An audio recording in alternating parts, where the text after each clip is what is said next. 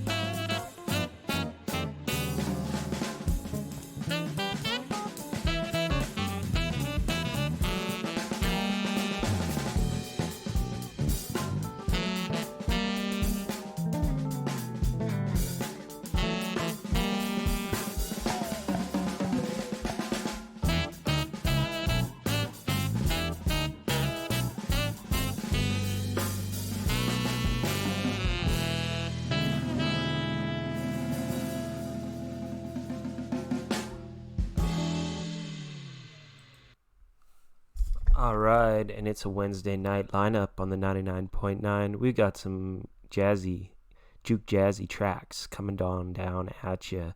The next one is called Downtown Boo by Wesley Thomas. Stay tuned. Coming up at the top of the hour, we got Christina L. and a fun Q&A session. And Source only knows what might go down. Namaste, Aria. Here we go.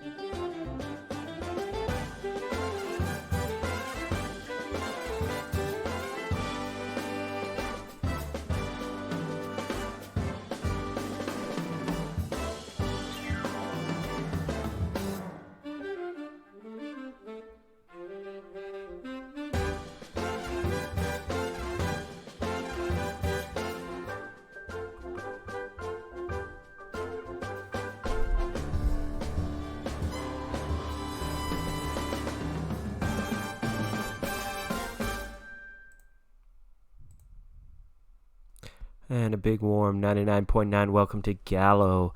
Hey, you got so many different names. I remember you coming in. You're probably like half of my subscriber base right there, Gallo. Thanks so much for being here.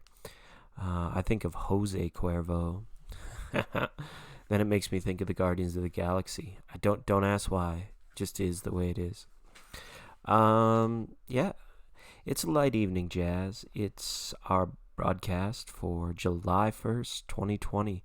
We're here on a Wednesday night awaiting I wanted to say arrival, but I'm like wanted to say re-arrival. It's Christina L on the program tonight. We're allowed to ask anything we want to ask, within reason. But, if you wanted to deepen your understanding on anything from crystals to astrology to spirituality, whatever it might be, stick with us tonight. And at the top of the hour, we're going to turn down the music and we're going to turn up Christina. And should be a pretty exciting show for you this evening here on the 99.9. Keep it locked. Good vibes all the time.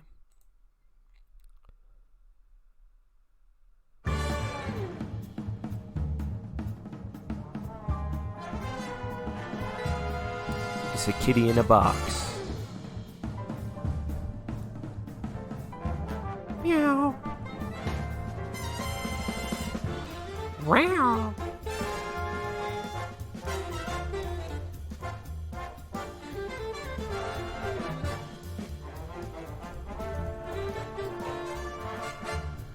This is for you, Saruchi.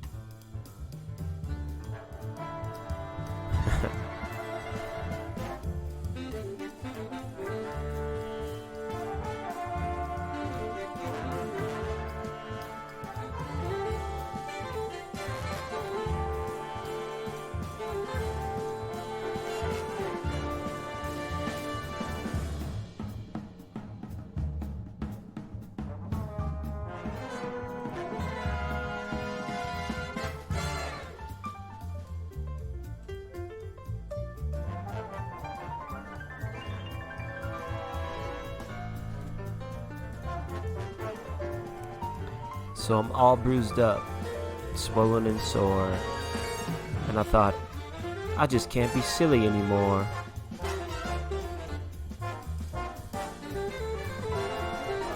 I'm gonna drink this water. I'm gonna be thankful that it wasn't any worse.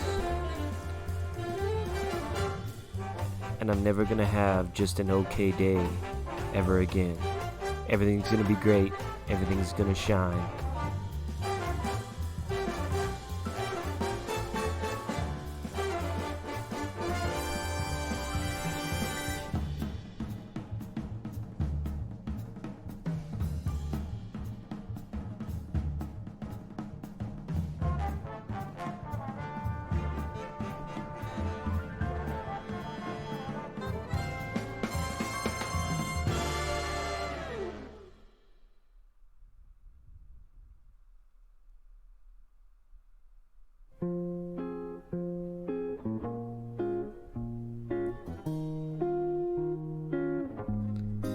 Sad day for silliness.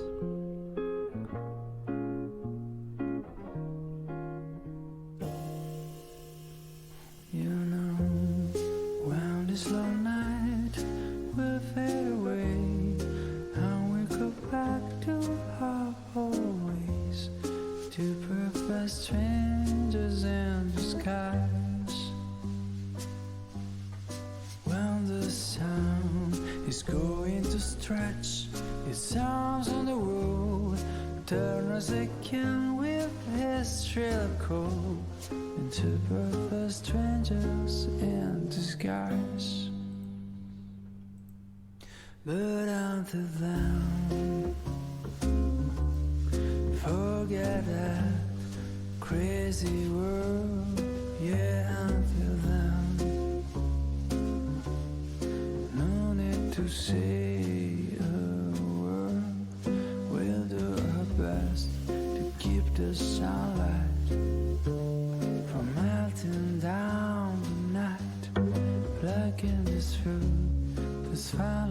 right for having a last bite. This town will start again. He's crazy, right? An ideal place for us to hide. Two perfect strangers in disguise. Back to the sharp grin of everyday life, wearing our armors cold as ice. Two perfect strangers in disguise. But until then, forget our crazy world. Yeah, until then, no need to say a word. We'll do our best to keep the sunlight from melting down the night. Black in this fruit that's finally ripe for taking that last bite. That was pretty sweet. That vocalist can really pour it out right there. Let me just get a name on that for you. It was Anthony Lazzaro, Strangers in Disguise. We're going to keep rolling on with Anthony Lazzaro in just a moment. Just wanted to let you know, before him we heard from the Stryker Big Band with a song called Smash and another one called Play, Play, Play. Play, Play, Play.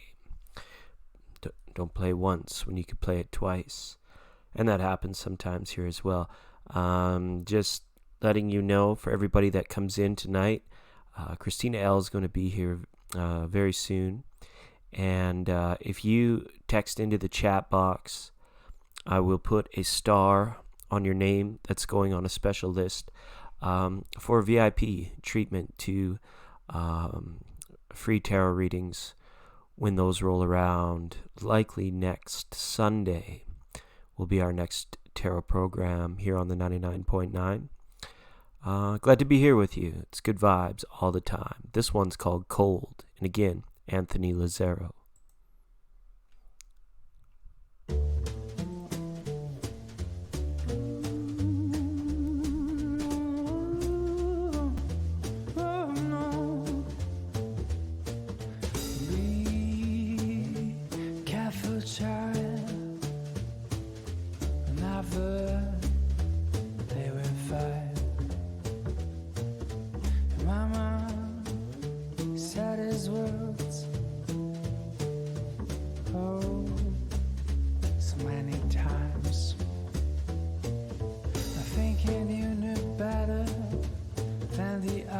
Guys riding on backbiting and get away with lies.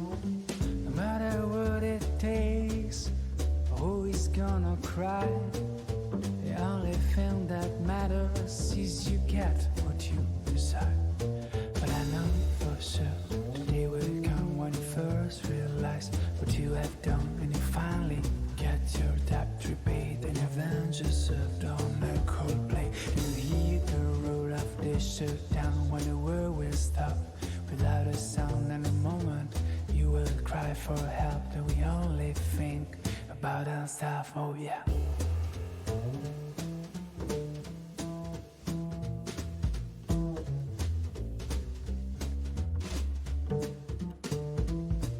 The first time that I met you, I thought it looked so sweet. I stood around for the hills, beating a retreat. And when I heard you talking with that alluring sound, should have recalled the sirens and how then things went down. Living on the trenches, looking for a way to escape. You always cut me down like a dreamer's with the grapes. But never mind how I tried to leave you behind. I kept falling in your net. Oh, I've been so blind. But I know for sure the day will come when you first realize what have you done, and you finally get your debt repaid and revenge is served on a cold blade, and you hear the roar of the shutdown when the world will stop without a sound. And the moment you will cry for help, and we only think about ourselves. Oh yeah, about ourselves, about ourselves.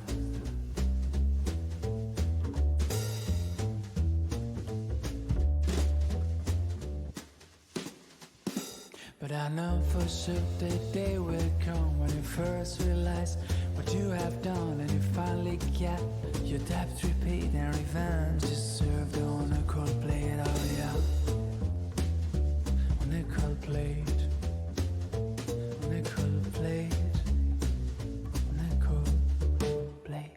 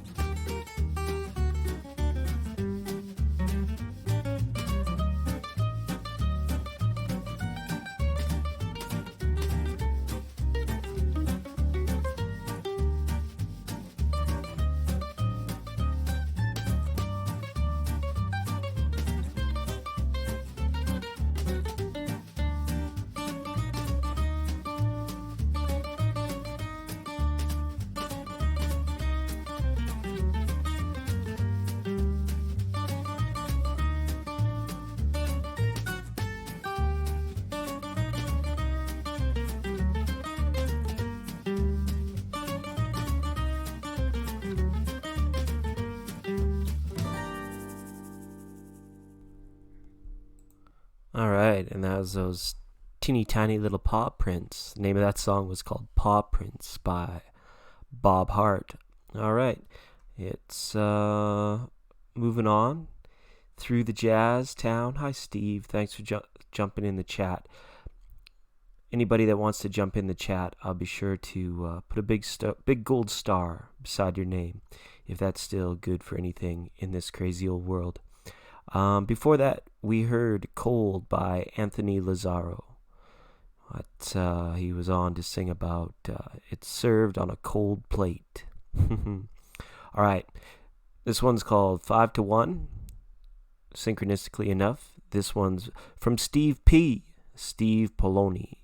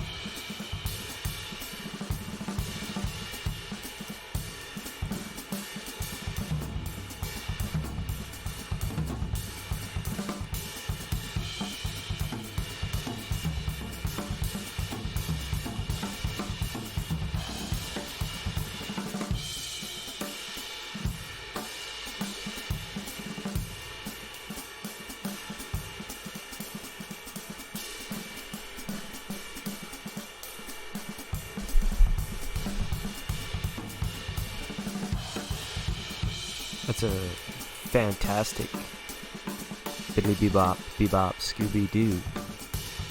Guess what? America, we love you. That's a good question for Christina, Steve.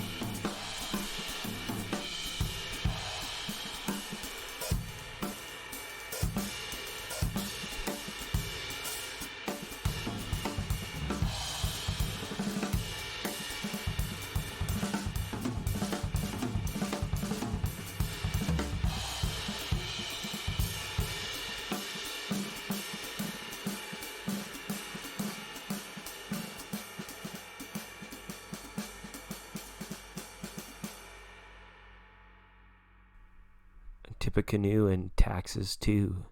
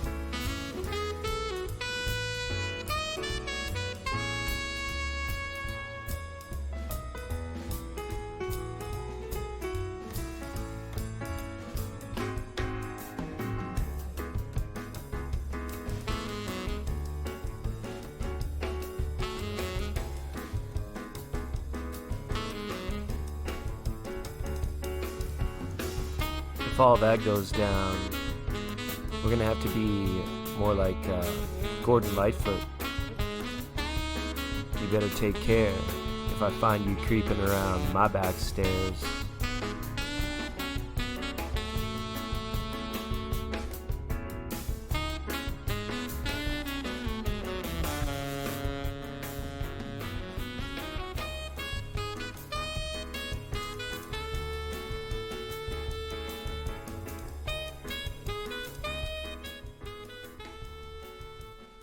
All right. We're going to get this party started. It's only a couple minutes to the top of the hour. Christina said she might be running a little bit late, but that's okay. We can fill in the time. Do whatever we want, because nobody's here to tell us that we can't. We've got a whopping week ahead of us. I hope you're all eating your vegetables and going to bed early and taking care of you first, right? Namaste to everybody in the chat room. If there's anybody here that's just wondering, is this like a tarot channel or is this what happened here? I thought this was a tarot thing. You can go ahead, just say hi in the chat, and we'll get your name down. Eventually, we read for people that roll with us, so that hang with us. I have no idea why this channel has over 4,000 subscribers. I think people must hit subscribe, and then you float off into their search history and their ether, and they're never to be seen from again.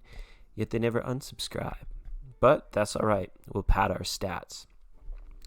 Steve S. asks, if we cut down America's flagpoles and launch mortars, will the explosions put out the all-seeing eyes of the globalist technocracies?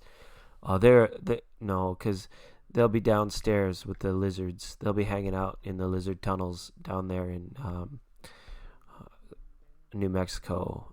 Was that El Duce, Area 51 stuff?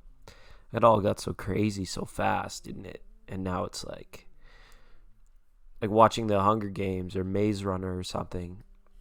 You almost think that the left, they're cheering for it right up to the center of the presidency. But who knows? Who knows how it'll all go down?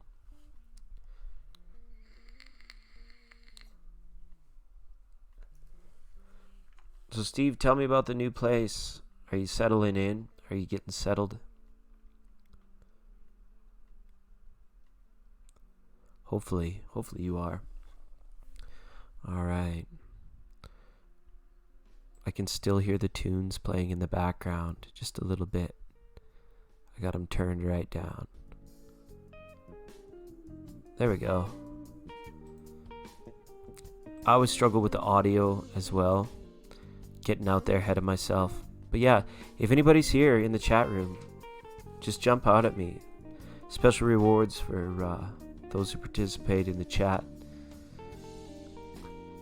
I don't know, you just waiting. Once Christina gets here.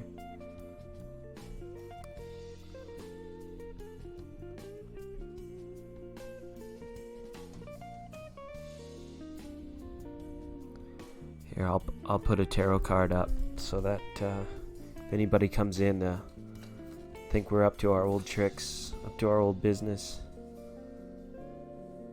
Hopefully get that centered. Isn't it interesting to think that, like, throughout everything that went on this year, that rocket went up, took a couple astronauts up to space. Looked like they were driving a Chrysler 300.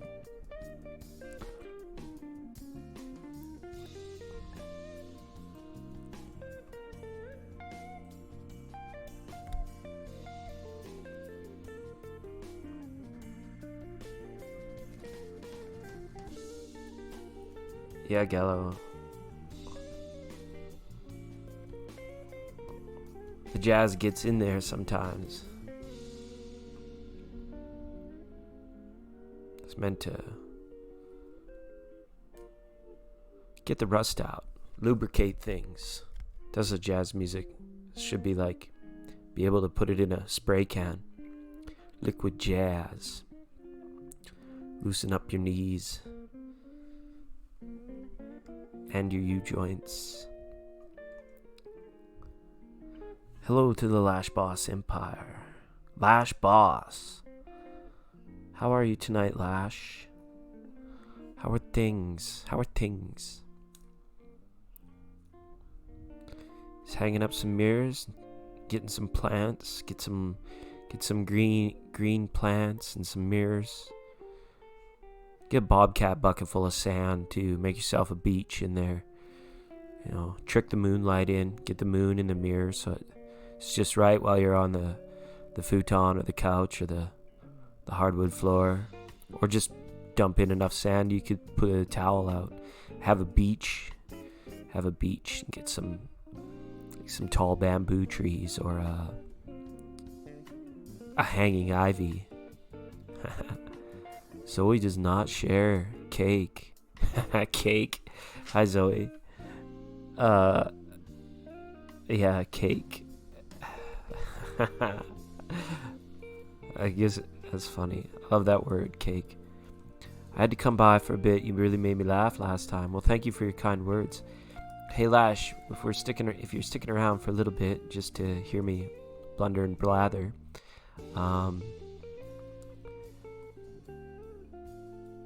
then stick for just a little while longer. Christina, the other Christina with a K, she's going to be here very soon. She said she might be running a little bit behind, but that's okay. There's a lot going on over there in the world of Aquaria.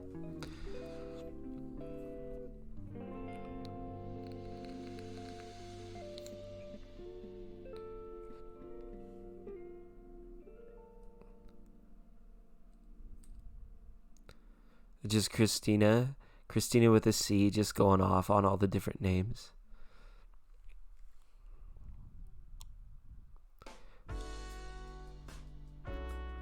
Hey Steve, that's good to hear that you're doing all that, getting settled in. Yes, Kinta, for sure it is. You're at the right place.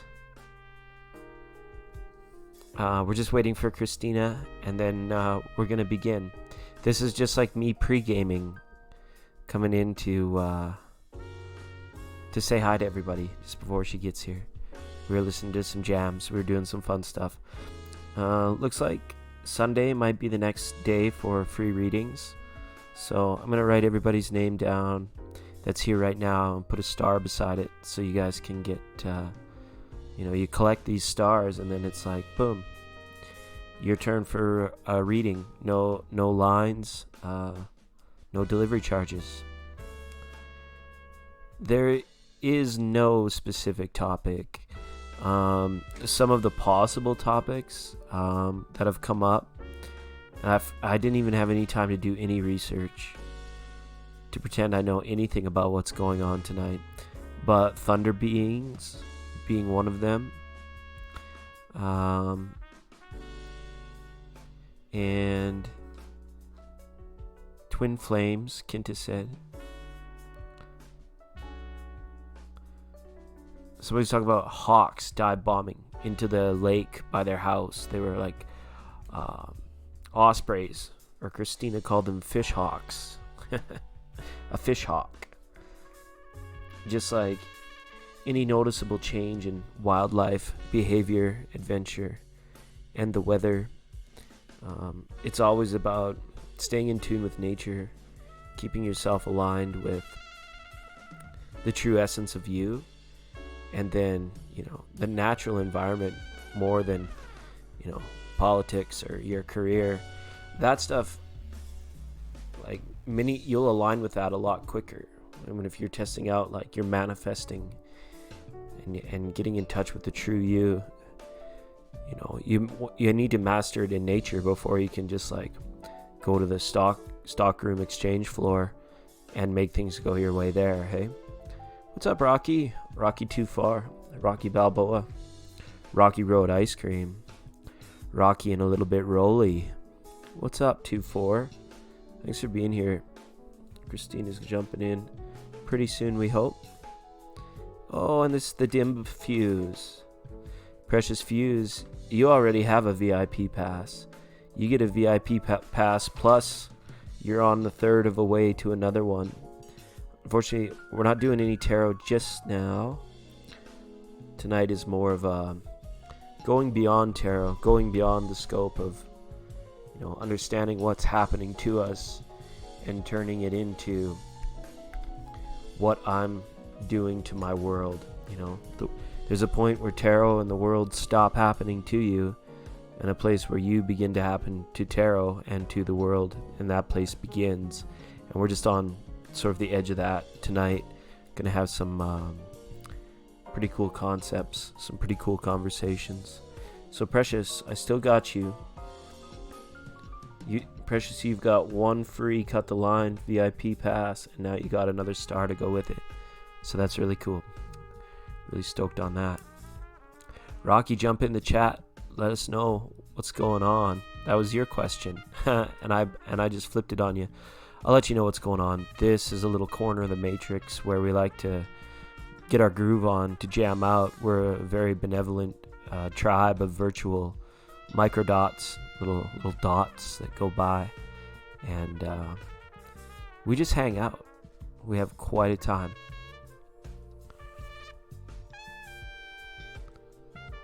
But I don't know. It's like trying to introduce Christina.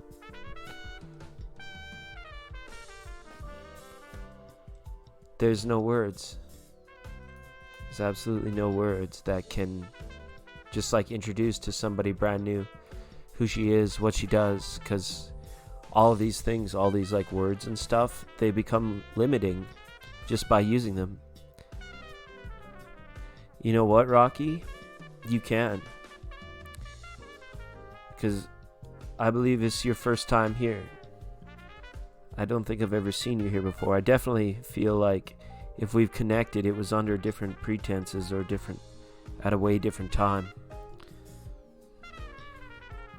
So I will definitely write your name down on that's the main list, like the number 1 list. And then tonight people are jumping in to hang out with the tribe and ask questions. We've already got one up about twin flames, so that's where we'll have to roll.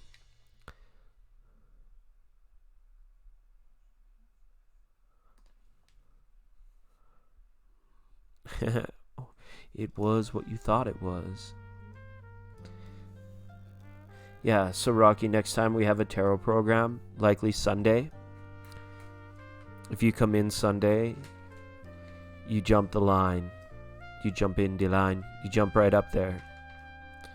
You interested in past lives? You should stick around tonight, Rocky. Christina, well, the tribe in general, we're going to add past lives to the list of stuff we can talk about. What's your take on it, Rocky 2-4, on past lives?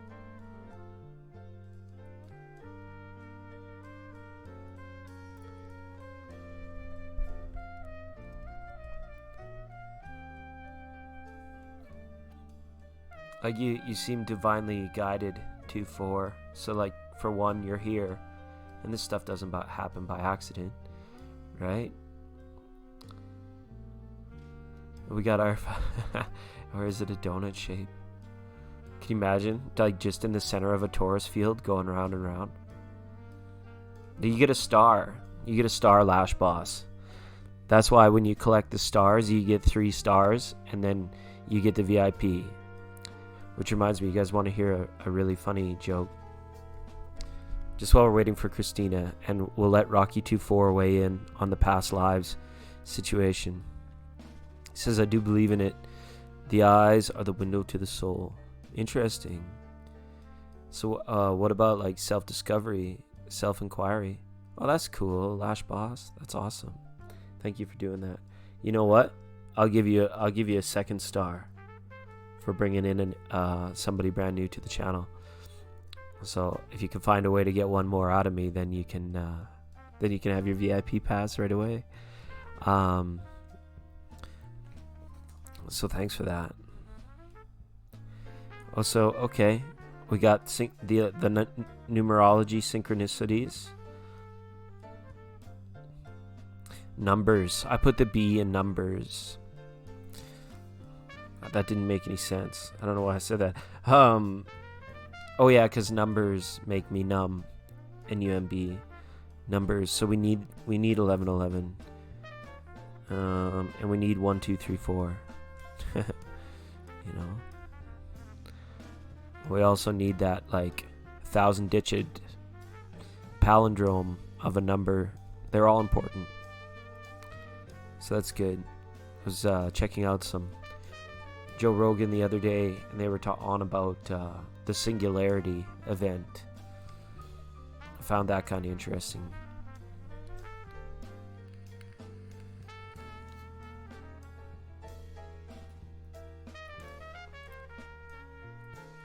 You saw your past life in someone else's eyes. I'm gonna add that. That is amazing. I'm gonna add that to the stuff we're gonna get on to about tonight. Kinta, maybe I can kick off the conversation with the twin flames, and we'll save like the thunder beings. Hi Perushka. We'll save the thunder beings for later tonight.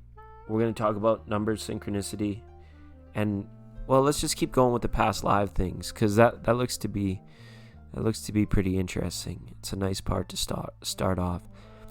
So you saw it in someone else's eyes, and you also said the eyes are the window to the soul.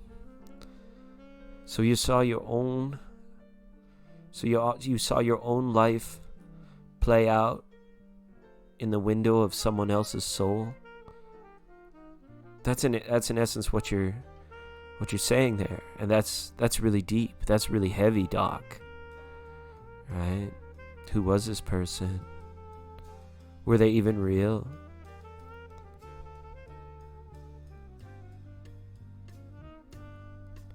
That's when you know there's reality beyond reality, reality beyond the matrix. Welcome, SK Erica. Big warm welcome to SK.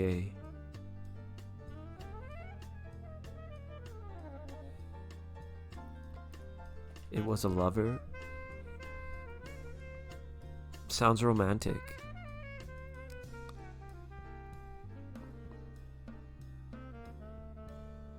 And did you get a sense of the time period you were in, Rocky, when you saw this past life? You took the blue pill, so you can't go back. That's okay. I would have taken both. Morpheus, I would have been like, let's candy flip this. I'm taking them both.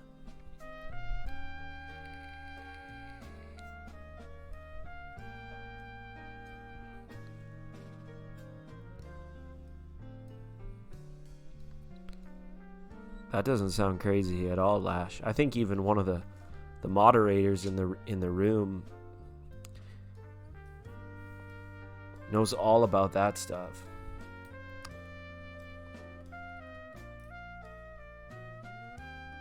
A lot of people are getting the creative control over their birth, death, and rebirth processes these days. Hey, Juneflower.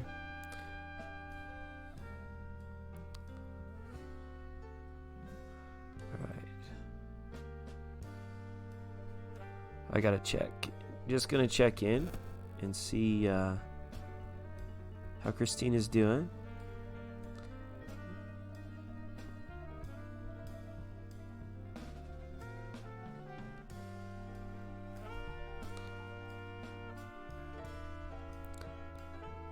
But really, for real, on the real 2-4, did you get a sense of the time period that you were in?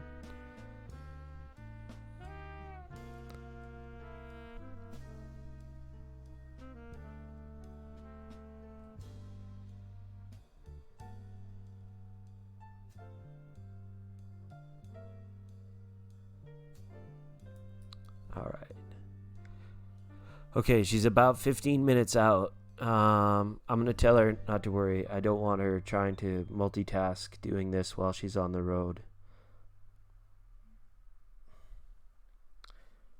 I will say, when you get home is fine. Don't worry.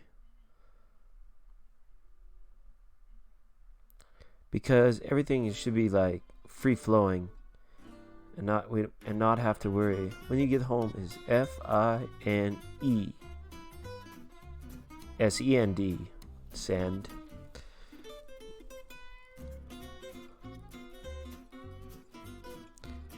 Really? Do you want to share? Was it like the Roaring 20s? Let me see if I can close my eyes and get a sense of it. I see like the movie screen, and I see plates. Again with the plates today. Like dishes, plates. And Maybe a fiddle or a violin. Yeah, like almost like a movie star. Or someone that like... someone with really fine taste. Like really appreciative. Could have been like a Capricorn even.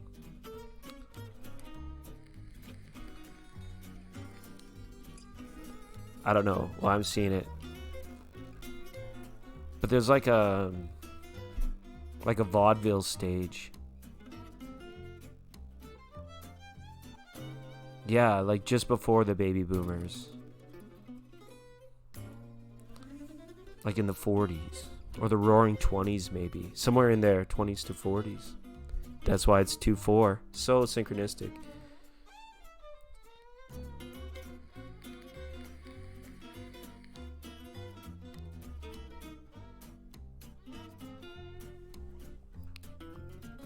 That's cool. Interesting to see that one right. Alright, some programming notes. Our next live tarot programming is likely coming on Sunday night. Look for the Sunday Mystic Tarot reading. Free live tarot readings. And I'm not sure. I enjoy putting the music on and opening up the space. So you never know who's going to show up. Take you back to Al Capone. Okay, I was going to tell you guys this joke, and then I forgot, but now I remembered. So there was this magician, and this magician was kind of new to the scene, but there was a lot of hype about this magician. So this magician, he gets a big show booked, sold out show, one of the biggest.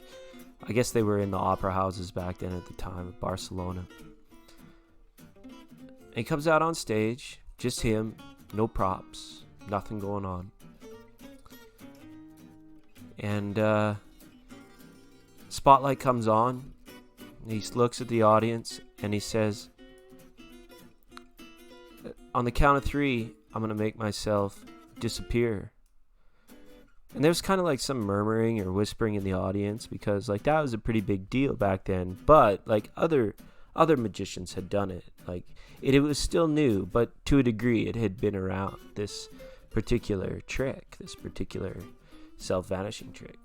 So he said to them, he said, on the count of 3, I'm going to make myself disappear.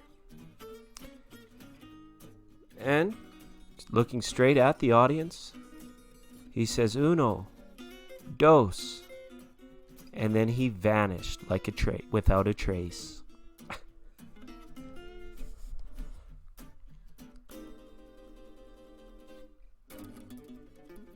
Okay, that wasn't very fun. Actually, that was pretty funny. Like, I'm laughing. I had to, like, cover the microphone. I was laughing so hard at my own terrible, terrible jokes.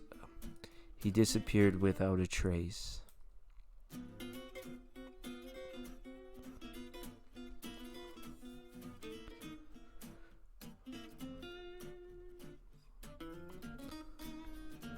I like questions like this.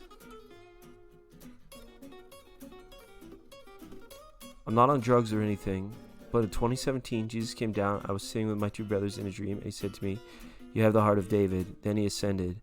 And my nuts, it was so real. Does this count? Absolutely it counts. I was also visited in 2017. Actually, it might have been at the very end of 2016. It's enough to make you, like, want to bury your pillow.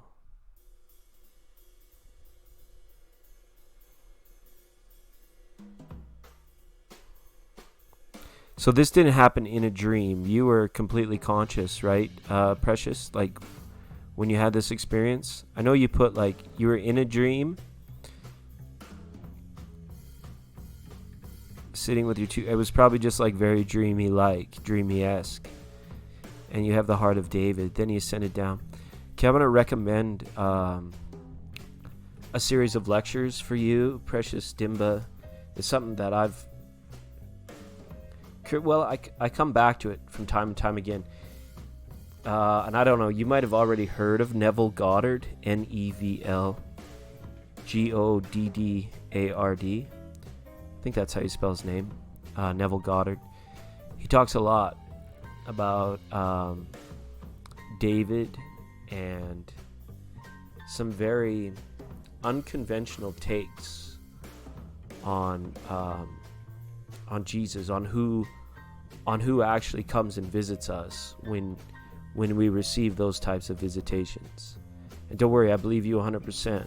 I believe that you're not on drugs, and that you were not on drugs. That was absolutely real, and it might have been actually so powerful that shook you up a bit. I know my visit shook me up. It was more real than real, you know. So it's very good. It's very good.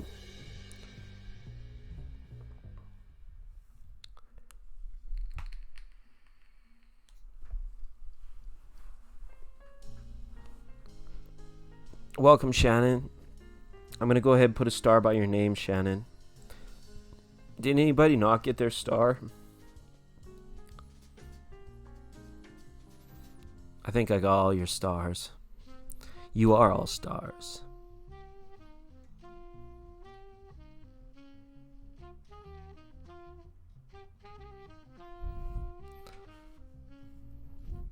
I'm going to write that on the list too.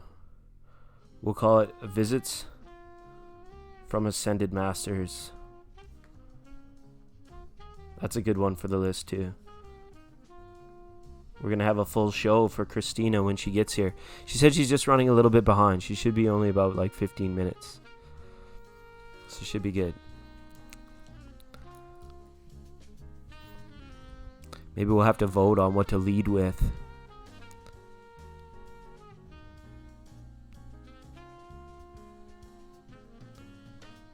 And can someone, just before Christina gets here, give me a little feedback on the volume? Is my voice too muffled, too loud, too soft compared to the music? When she gets here, we'll be turning the background jazz off and just going for it. Georgia Peach, you got yours. I'm writing it down right now. You were here at the very start, right? Yeah, we kind of fumbled on for a little while.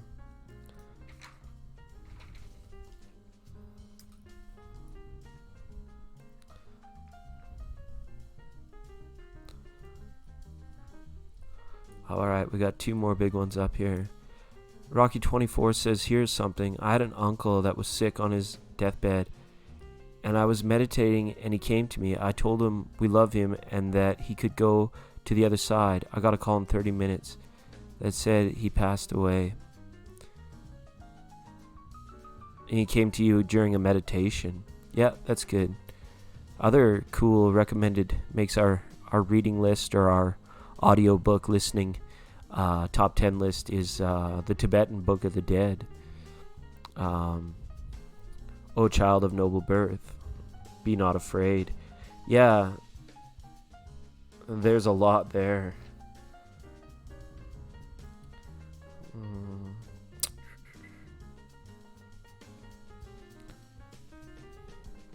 I'm just constantly writing stuff down. You guys are all so amazing with these stories.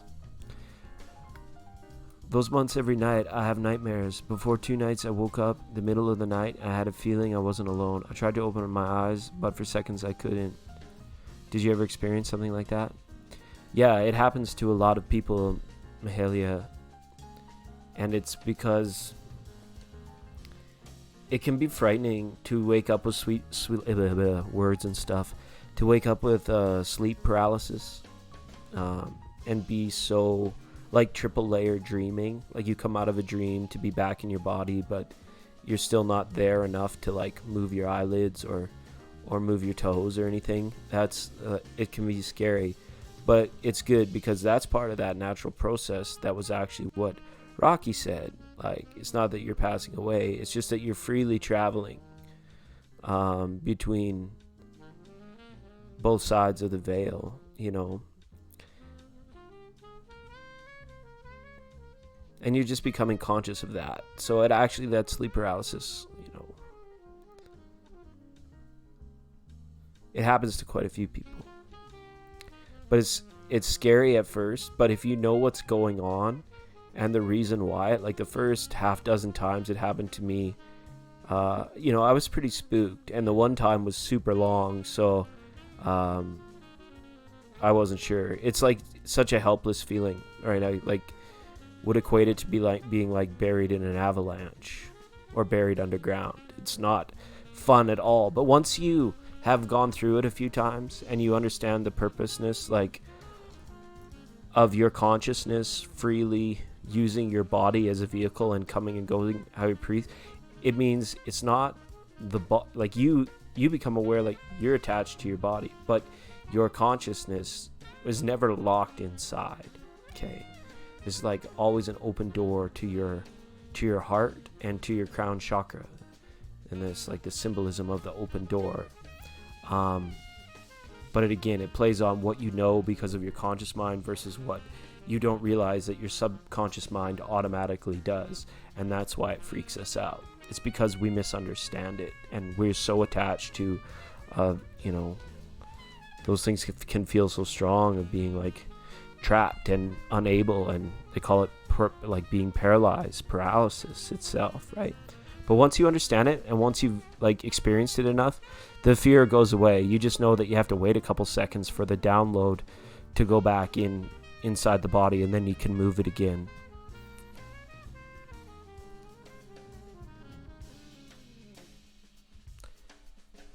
Yeah, that movie was busted, in my opinion. That movie was pretty busted. But I've heard other people talk about it, how terrified they would be, if something like that happened. And then because it's a helpless feeling, the brain automatically thinks, well, what if this happened and I couldn't ever get out of it, or I couldn't ever do anything about it, type thing. But let your heart not be troubled.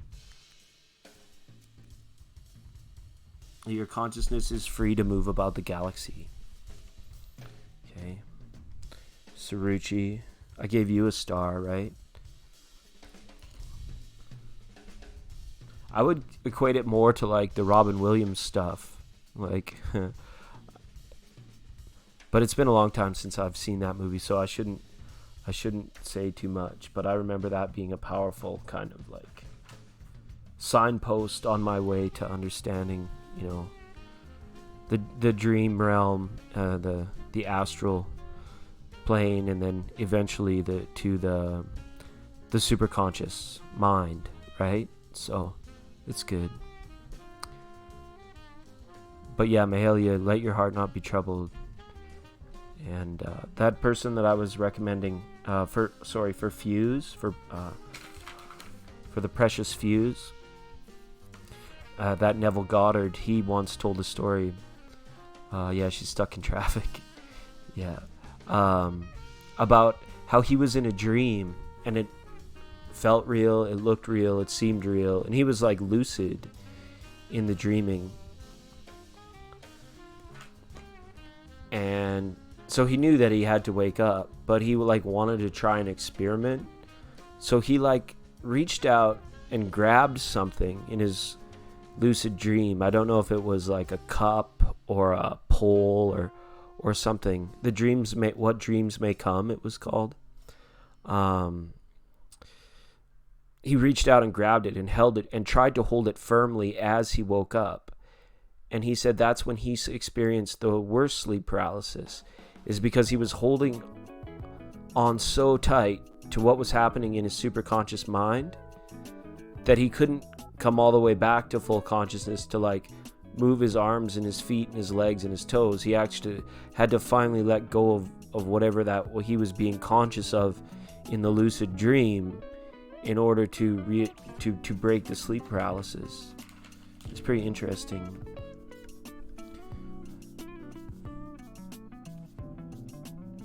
I think they could have made, like, forget about Insidious. That movie was, it was just my opinion, that movie was garbage can. But, it's because I don't like scary movies. I can't handle them. But they could have made, you know what else was a garbage can movie? Was Inception. I think they could have made that so much better. Taken out like the money and the worldly chase and because I understand Inception 100% what they're saying there, but like take the drugs out of it, take the espionage and all the shoot 'em up, and just to have them be in those places. I think they could have done way better with that movie. But that's okay. I'm not a paid Hollywood writer, and I probably don't even have the discipline to be a paid Hollywood writer, but I would have made that movie differently.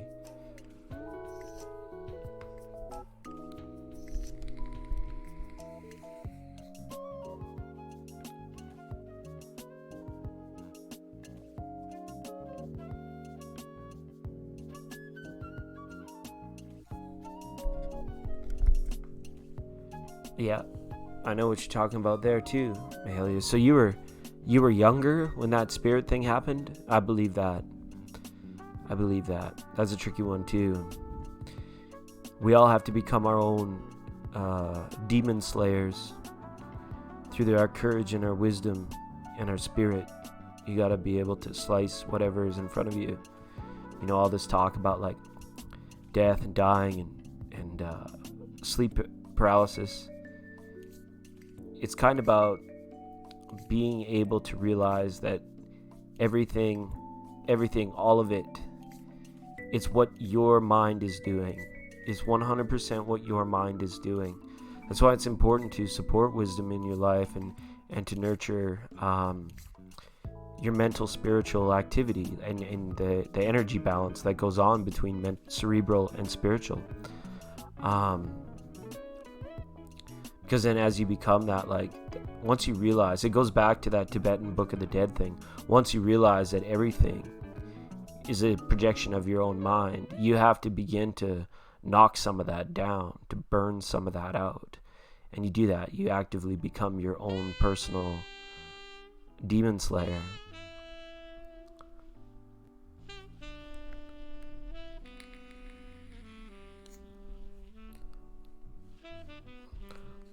Oh, don't even. I'm a chicken. I'm terrified chicken, Rocky. I remember being, I don't know, around the 7 or 8 years old when Michael Jackson's Thriller came on MTV for the first time, and I freaked out. I got so scared at Michael Jackson's Thriller. I thought it was so spooky. The laugh at the end of that song, I thought like there was something coming to get me. Just freaked right out.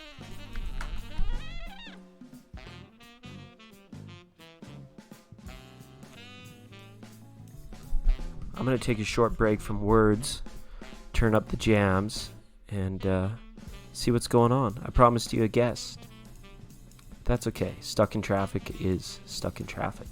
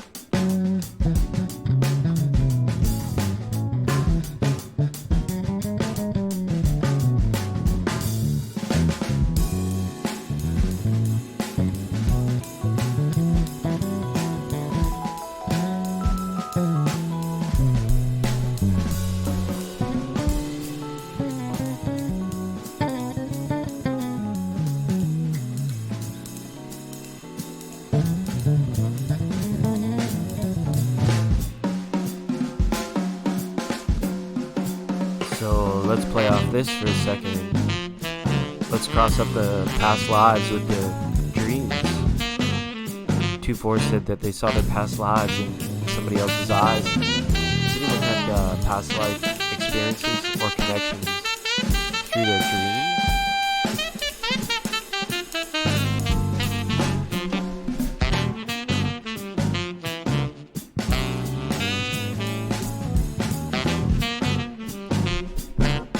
Erica says, I feel so Gemini and Leo today, with a desire to be an Aquarius, just so everyone knows for no reason.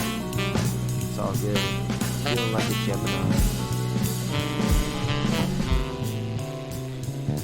Feeling like a Leo, with a desire to be an Aquarius. Treat yourself right. You know what? That's absolutely what that says to me. You just want to treat yourself right. Treat yourself like gold, like...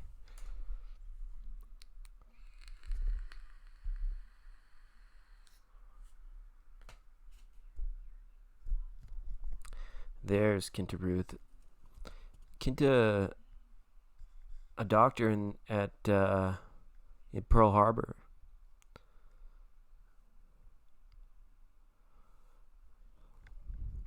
Well, Pearl Harbor was an event in the war.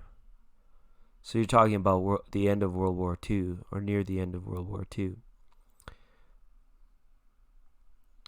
Just going to go ahead and keep some jazzy tunes rolling for us. I forget where we were on the list. Maybe here. The song is called Ear Pollution by the Nim Quartet. Sounds pretty good to me. I don't know if I'd consider that pollution.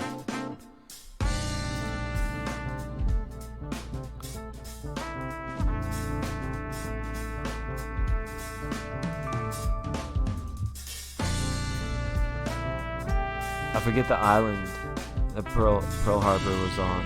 Is it Hawaii?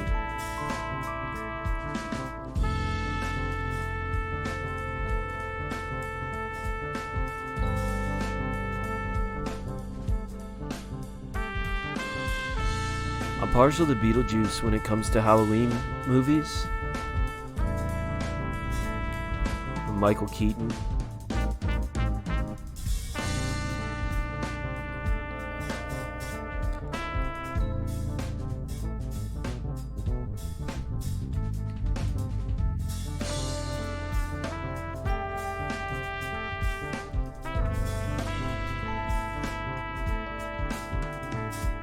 I always remember that scene when, and it's again about the doorways. I always remember that scene where they go outside for the first time after they're dead, and their house is just like in the middle of like a big sand planet with a cameo of the sandworms from Dune.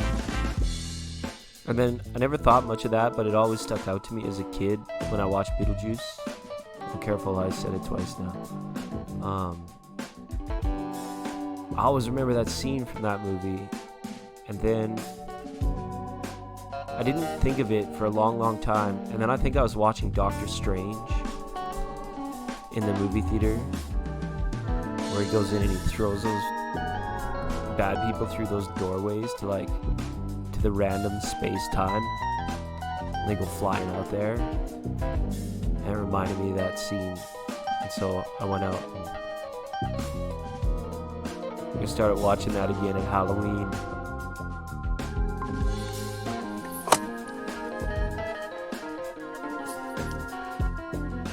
She walks softly and carries a big stick. Christina, can you hear me? I can hear you.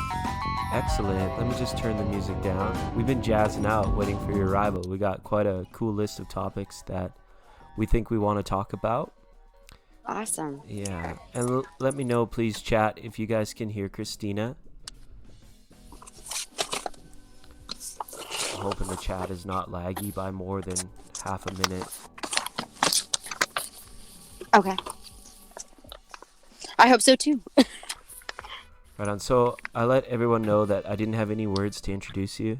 We were just happy that you were able to come on and join us in voice today, as there's already been a lot of interest in numerous topics that were suggested that we could talk about. Kinta Ruth came back because I let her know to bring her question about about twin flames back to us at a later time. We've been talking a little bit about past lives with Rocky 24. Somebody had mentioned about seeing the numbers, the numerology aspect, and then Precious Fuse. I don't know if Precious Fuse is still here, but was asking about visits from Ascended Masters, about an experience she had where Ascended Master came down and was just chilling with her brothers in the living room.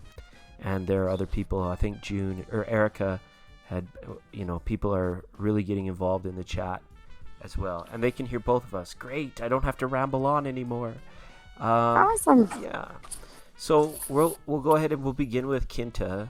Kinta, do you want us just to kind of elaborate on our opinions of past lives, or did you want to explain more to us about your experience? You can let us know.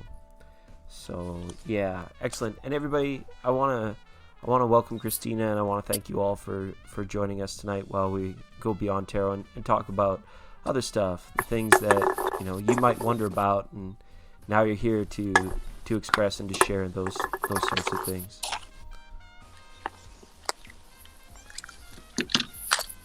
Arya says your audio sounds good, Christina. Thank you. So let us know, what were the thoughts and the feelings and the energies going on around today?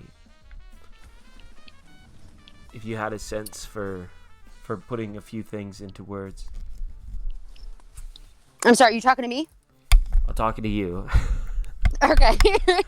I just want to make sure. I don't have chat up yet, so just give me a second. I'll chat up so I can see it. But I just want to make sure. Honestly, today feels like a very new beginning type of day. I know it's the first of the month. I normally don't feel this intensity, but Mercury retrograde is definitely in full swing. I've seen a lot of people having issues with technology, but it's also that it just feels fresh. There's a freshness to today. I honestly haven't pulled up astrology or anything like that today, but that's just my overall consensus from everyone I deal with normally. Right. Yeah, it had that feeling. I had that feeling like I wanted to go and align myself through nature and manifest interactions with animals, little bunnies and house cats and stuff like that. They all just seemed very vibrant and popping today. So that's pretty cool. Here's our question from Kinta, Christina. Kinta says that she wanted to know if it's possible to have a lasting relationship with a twin flame, or do we always have to let them go due to karma or anything of that nature? So I don't know, I can turn that one over. I'll let you take the lead on that one.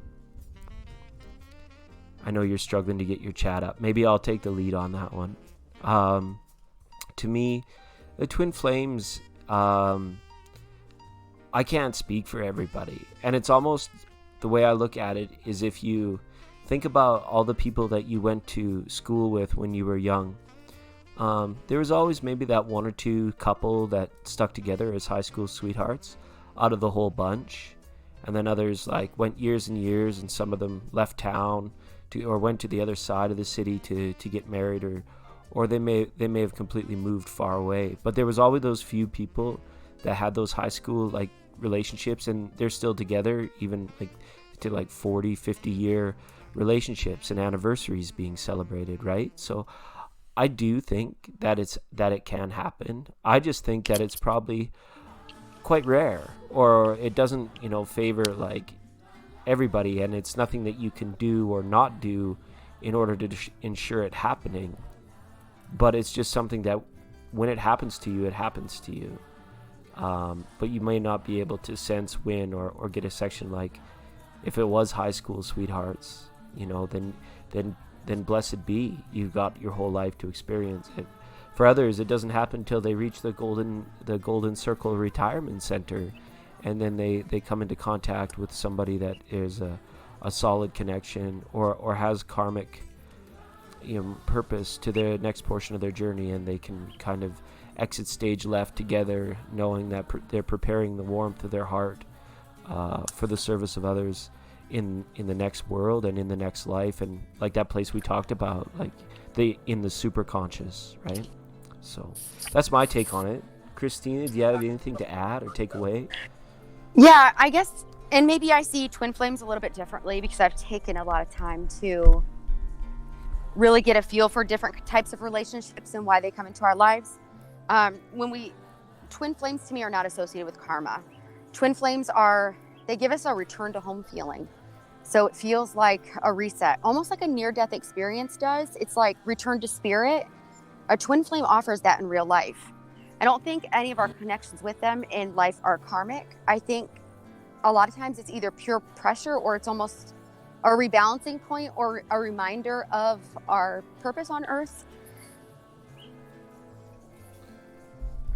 That's an interesting point. If that makes sense. Yeah, the interesting point. I think like the last few words of what you said there, like really knocked it home or hit it out of the ballpark, because it's about the purposeness, and even for that twin flame to be there, its purpose in your life and your purpose in life are usually, and I mean, you said it's like not attached to karmic, but those things are almost like they're one and the same, so that it is showing you something, or it is still belongs to that realm of things that helps elevate your journey or your experience or your life on earth, right? Rather so much than what we see on the surface, or what it is, I guess, maybe. Right. Well, I see karma as an indebtment. I owe you, or you owe me spiritually, whether it's through family lines, it's sometime in history. These people come into our lives to teach us a lesson, to show us a perspective, to show us the other end of maybe the spectrum that we showed them in a past life or even earlier in life. We're dissolving those with those types of karmic connections, which are a lot of those connections that are impactful. But with the twin flame itself, neither of you come into that. You don't meet because you owe each other something. You come in and it's like a reconnection with spirit. Sometimes they're not meant to be together because one might realize, oh, in my life, I was exposed to experience this, and I've only done 2 of those. So they're not going to be able to just be in a blissful relationship, because a lot of our lessons we experience through relationships. Other times, one will come together, one's ready, the other one's not, and one will be left waiting. What's their choice still? They can choose to go and experience other life experiences without that person, or they can wait, as long as they're still progressing in some way towards their ultimate goals. Whereas I think it does happen where 2 people deal with their relationship karmas prior to meeting, and when they come together, they then are able to live out the rest of this life together, and in that ideal, that fairy tale relationship. I think that's where the idea of fairy tale relationship came from, is because it just fit so perfectly well. It felt like home from the start, and there were no big issues or big strifes because there was no karma linking them. Right. Yeah, and that makes sense. So I guess my follow-up thought / question on that would be like, how do you feel like the culture, and maybe the fact that the world is changing exponentially from what it was just a few generations ago, it's almost like life got a lot more complex. There were a lot more different dimensions added to the amount of experiences that one was able to partake in, you could say, like, as opposed to like maybe 100 years ago, when there was, life was still purposed with survival and with having enough to eat. So it brought people together in a way where maybe it was more likely for them to be traveling that amount of time, that 50-60 year relationship. It made more sense for those two and for those goals to be aligned. But culturally today, we have people that are looking to satisfy all kinds of different things just to discern whether or not that was for them or not. So maybe what we're seeing is that twin flame and eventually like fairy tale type relationships, they might even becoming more increasingly rare or unlikely, because the generations, and we talked about this a little bit earlier too, about people, remembering why they came here and remembering that list, like those 5 things that they wanted to accomplish before they moved on, in full memory. So it might even be making it tougher, I think, for people or for the twin flames to burn together as long as they once did, maybe even like a couple generations ago, is just due to cultural changes and new ideology as well. Yeah, I couldn't agree more. And that's one thing I've noticed is, in the 1950s, a couple, they stayed married. They didn't get divorced, but it also, society wasn't as open to people being open. Men didn't have feelings, women didn't work, I guess maybe pre-1950, but society was different. And society today is more open. Men are allowed to express their feminine behaviors. Women are allowed to express their masculinity. So we learn these lessons quicker in relationships. And I think that's somewhat the cause of increasing divorce rates, is maybe we've learned all we were meant to learn with that person, and we can learn 3 very huge relationship-based lessons within one lifetime. So we have to see that the opportunity that's there, not just that, it doesn't fit with society and what we've always known we were supposed to do. You're supposed to get married, you're supposed to have kids, you live, grow old, you retire. But we're actually accomplishing more by experiencing more within one lifetime than 10 of our ancestors did. Yeah. Oh, exactly. And that's well stated. Mahalia has added to the conversation here, and she says, I think every person in our life is a lesson, or we are a lesson for them. I think if you let go somebody, it's because he gives you all the things that you need to have at that time. So in any case, it's always for good. What are your thoughts on that? I would have to agree in a lot of ways. I don't think everyone leaves. There are people in our lives that I call stepping stones. They're meant to get us through a difficult period in our lives. There are people who are meant to almost be like a spirit guide on earth. There are those people that you don't have to be in constant contact with, but anytime you contact them, they're always there for you. They're always supporting your higher good. And there's people meant to actually physically live your life with you. Right. Yeah. And it's, I usually, exactly. And I feel like that, and it comes out in the reading sometimes when we're doing it and people are asking about twin flames and soulmates. And for me, it just comes down to the vessel, like the consciousness pervading even life itself sometimes, that when you find yourself together with someone, there is a portion of that divine other, or what you could say, it's more than a fairy tale relationship. It's more than soulmates. It's like a cosmic partner. And I know they're all just words to sort of label that same thing, but I think we get caught up in the physical forms and the physicality of it, because that's our nature, right? Even when we do become awakened and begin our ascension process, we're still strongly attached to that that physical idea that because we're here now and because this is real, that that cosmic partner, that soul flame, that twin flame, it must be there. It must be there in the physical as well, and it can be, if you were to look at like maybe your current lover, or like you said, the people that you do end up being with. When you look at them in certain lights and certain angles, or like Rocky 2-4 said, when you're gazing into one another's eyes, and it becomes appropriate, but we get caught up on that and the comings and goings of that one particular vessel or individual, where the soul kind of navigates itself through various energies, like the people, the rhythm of the people, very Ziggy Marley kind of stuff, but like through the rhythm of the people, and the cosmic flow of events on Earth that happen in this kind of really condensed space. So I think there's an element of that to it as well. Mm-hmm. And okay, Eric is ready to take this conversation to the next step by saying this, and we did touch on earlier about the creative controls that we receive through or that we're seeming to become more aware of in our birth, death, and rebirth processes. But Erica says, we weren't supposed to incarnate together, but I negotiated with the elders. It was scary, but they approved. He's the physical emanation of my inner masculine energy. I'm a Gemini, 5 masculine, 5 feminine, and I'm assuming that's referring to the planets in the birth chart, but I don't know for sure. But yeah, and it's interesting to get a comment like this where it's kind of like, it brings up for me like ideas about the Akashic record and the ideas about, that learning process that we go through when we come down to take an incarnation on Earth. Is that kind of like a process, or when we're seeing these lovers or these people in our life, allowing them them representing of as an emanation of a particular type of energy. And it's hard to put this into words. Well, maybe not for you, but for me, it definitely is. Because it's like the rhythm of the people or the movement of the people, or like if all the people in the world stood together for a few minutes, how we would look like the ocean. I don't know. Mm-hmm. It's pretty heavy.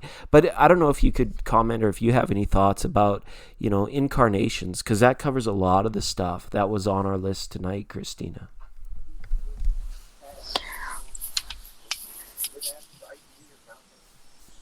Okay, I definitely think there's balance to be found in twin flame connect. Is that what we're talking about still, is twin flames? Yeah, we can, and you can feel free to branch off into anything that comes around, like in terms of elders, incarnations, things of that nature.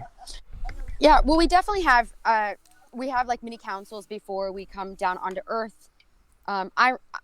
I've done past life progressions and everything. I remember viewing my parents and what they were doing in their lives to see what personality traits, what their strengths were, and how it would benefit my soul's purpose. So I remember picking them and thinking they would be a good fit for me based on not how well they would treat me, but what lessons they could teach me, what they could bring out of me, out of my soul and in my development based on past lives that I've had. And I definitely think we do that in other ways.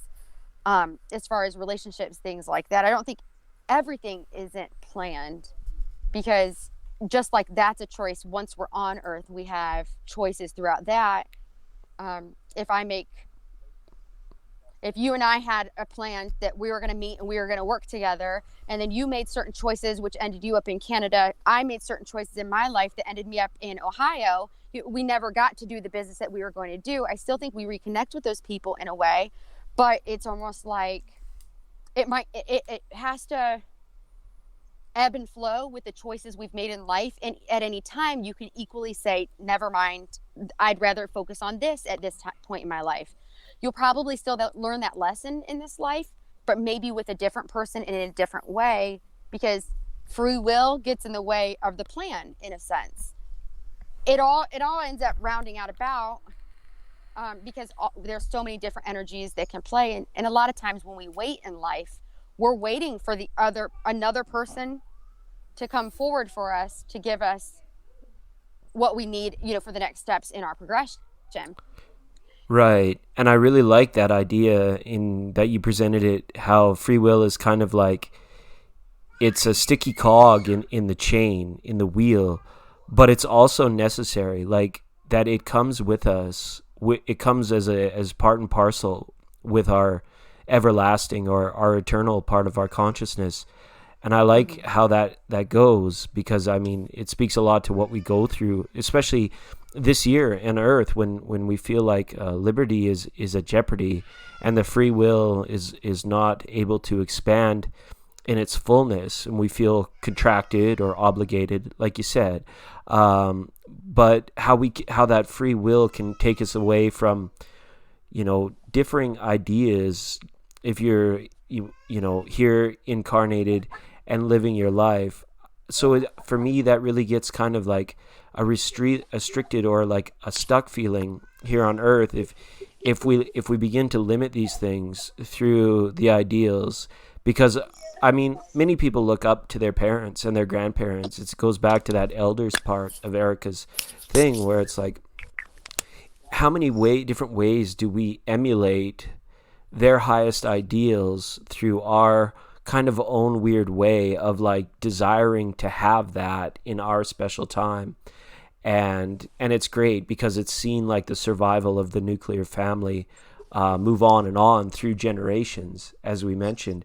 But if the purpose now, like for our little children and for the ones about to be born, when they come here, in terms of those aspects of what they would like to accomplish here, what kind of, in essence, like karmic commerce, right? The business of what do they wish to partake in here, right? And we see it maybe comes out and we see all kinds of expressions of people. Like I live in a fairly rural area where, people have emulated the generation that's come for them to a T for lots of times. But I'm sure if I were to walk through Times Square or any like bustling metropolitan like that, I would see people that were up to everything under the sun. There was all of this stuff to do and all of these places to like work this karma out or to experience maybe the regiment of people and the regiment of like interactions that they were meant to have in this lifetime. I think it's almost gets to a point where the veil, like we take willpower with us through consciousness, but the veil, the one they talk about not being able to see through the other side, which we're starting to a little bit more, but that could definitely serve a purpose where not being able to always be aware of what the subconscious is doing and having to go through this process to reach, super consciousness or to be able to see through that veil. That veil is there as a protection. And sometimes it's tough to say on a channel like this, but the not knowing, the unknowing, the mystery of it in itself can really be relevant or stated as one of the most important parts to our spiritual aspects, to our spiritual progression. In essence, we need it like a pair of safety goggles or a welding mask because it can be so overwhelming sometimes. Right, and a lot of times, I guess to build on that, in the same way that we want to know the future, I see seeing past the veil in the same way. It connects us back with what our goal is, but a lot of times our linear mindset cannot see how we can get from here to where our goal is because we're leaving out all the different paths and all the different conjoining energies that have to play a part in our lives in order to get us there. So a lot of times we can't see too far in the future, or message or spirit will give the message that one step forward rather than the end goal, because you might not be able to logically explain it, or you might second guess every single question you make in the process because you're not sure if that's going to take you to where you want to be. And there's a flow to the earth, just like the ocean. There's a flow to the earth and you will fall in line, and sometimes it will look like you are going backwards, but it's only to get you in line with the right wave that's going to carry you all the way to shore. It's like that. It won't make sense if you knew all the details. Yeah. And our minds block us from that, just that trust. So a lot of it's just trust. Ask what the next step is to get us, to progress us, and just go with it that way. I guess, that's a very Tao thing, just going with the flow of life and accepting what is in front of you, and don't worry about what's 10 steps ahead. Because we can't see with our minds what's 10 steps ahead. Yeah, very accurately stated. Yeah, it's all about that a feeling of it, or being in the flow of it so that you can feel it. So here's just a quick follow-up from Kinta that I wanted to turn over to you, Christina. She says, how do you negotiate with the elders? Do you have any experience with that, or do you have like any sort of take, or have ever talked to somebody that has kind of been on this wavelength? Maybe not in that sense, but I have met a lot of people or talked to a lot of people that have had near-death experiences, to where I guess it comes back similar to asking spirit, instead of what we need, saying this is what would make my journey easier. I definitely think there's give and take, because if your soul is in a place of, I can't live, I'm just using her example. I can't live this life without this person. Like, I need hope on the physical plane that love exists. I need that reconnection with, eternal love. So I need someone who's going to show me that. And maybe that wasn't meant for their path, but spirit will always support us in the ways that progresses us in the ways that we're supposed to. Right. Yeah. The earth is very polarized, but it's also very supportive and in line with what is truest to your heart. Maybe not your mind, maybe not through your actions, but truest to your heart is how the earth usually aligns to match you. And in the same way, spirit is the same way. So I definitely, I've never done it. I've never had to, I guess, or I've never thought to, but I do know others who have had consultation during near-death experiences and things, and said they didn't want to go back to earth. Spirit was sending them back to earth, and they were like, listen, if I go back to earth, it's got to be this way. Other times they weren't meant to come back, and they said, listen, I have to come back. It's almost like you have to create a purpose in order to be here. I don't mean that in a cold sense. Life and death is tricky to talk about because we all have a purpose here, and once our purpose is over, there's death. But we can also be supportive energy to where, okay, if you're going to go back down, I need to place you in this person's life, and you need to be willing to follow me so that you can make choices that support the greater good or the collective. Because we play roles. We not only come to earth for our own path, but there's tribe paths and then there's collective paths. So we play 3 roles simultaneously while we're here. Yeah, that makes a lot of sense. Like when you say it in that way, like, what we're working out for ourselves, how we could be at the right place at the right time for another or for our tribe, and then as well for the cultural, the collective cultural aspect of like, this is what you witnessed while you were here, so that you can take awareness of that, right? So yeah, I like that triple level system that's going on there. And it is tricky to talk about life and death, but I feel that it's going to be a little bit more kind of in the common realm of knowledge, like when you have to go through times of wisdom in order. It feels like maybe might take your whole life. People will always say like, you'll understand when you're older. You'll understand when you're older, and it's when you think about the little ones today. It's almost as if I get a sense from anyways that they understand now. They understand very well now, and it's the culture, and sometimes even when parents are learning to parent, how we tend to shade them in. We tend to shadow them in a little bit, and the more we do, they become a little bit further detached from their own schedules and their own missions. So. But it gives me a lot of hope for the world when you think of it in the way that you put it, that we have this collective reason for coming back. So that's kind of nice. It makes you realize, like, for good or ill, for bad or worse, the whole mantra of one of these things was like how we're in this together, how we're all holding each other up and supporting each other. And, too many of us can't go down the wrong path, or we all start to funnel away from those times. But negotiate is a bit of strong language, I guess, in today's world. It almost gives me the sense like it wouldn't really be a negotiation, but more like you said, Christina, like a discussion, like, holy moly, these are the other people that are in the waiting room or at the proverbial lobby, of this reincarnation cycle. And we're here now. So I'm going to check the bulletin board, see who's here, see who's put up, connection and misconnection meetings, and chat with them on the other side for a while to see, how close your paths or your progressions might run while you're here on Earth.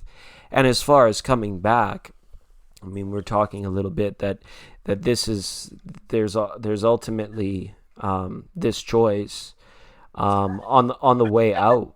And I'm referring now back again to the Tibetan Book of the Dead that came up earlier, where it was, "O child of noble birth, do you recognize that everything that happened in your life, and everything that is happening right now, everything that you're perceiving or that you're conscious of, that that it comes from you, that it comes from your soul, from your cerebral, from your free will that you carried with you. And it's just like a confirmation of an understanding. Like, do you understand that this is all you? 100% you, the real you.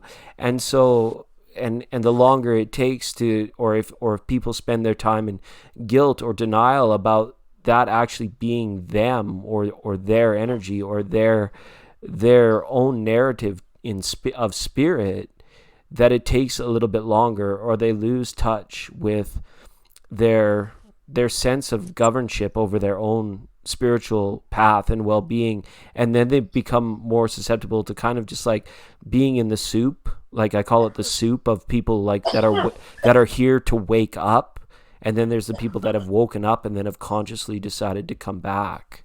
So there's a bit of a difference there, and I don't see it more of a negotiation, but just someone there for you, whether they're elder, and usually probably would be elder, to just be there and ask you that, do you understand that this is this production was 100% you, you know?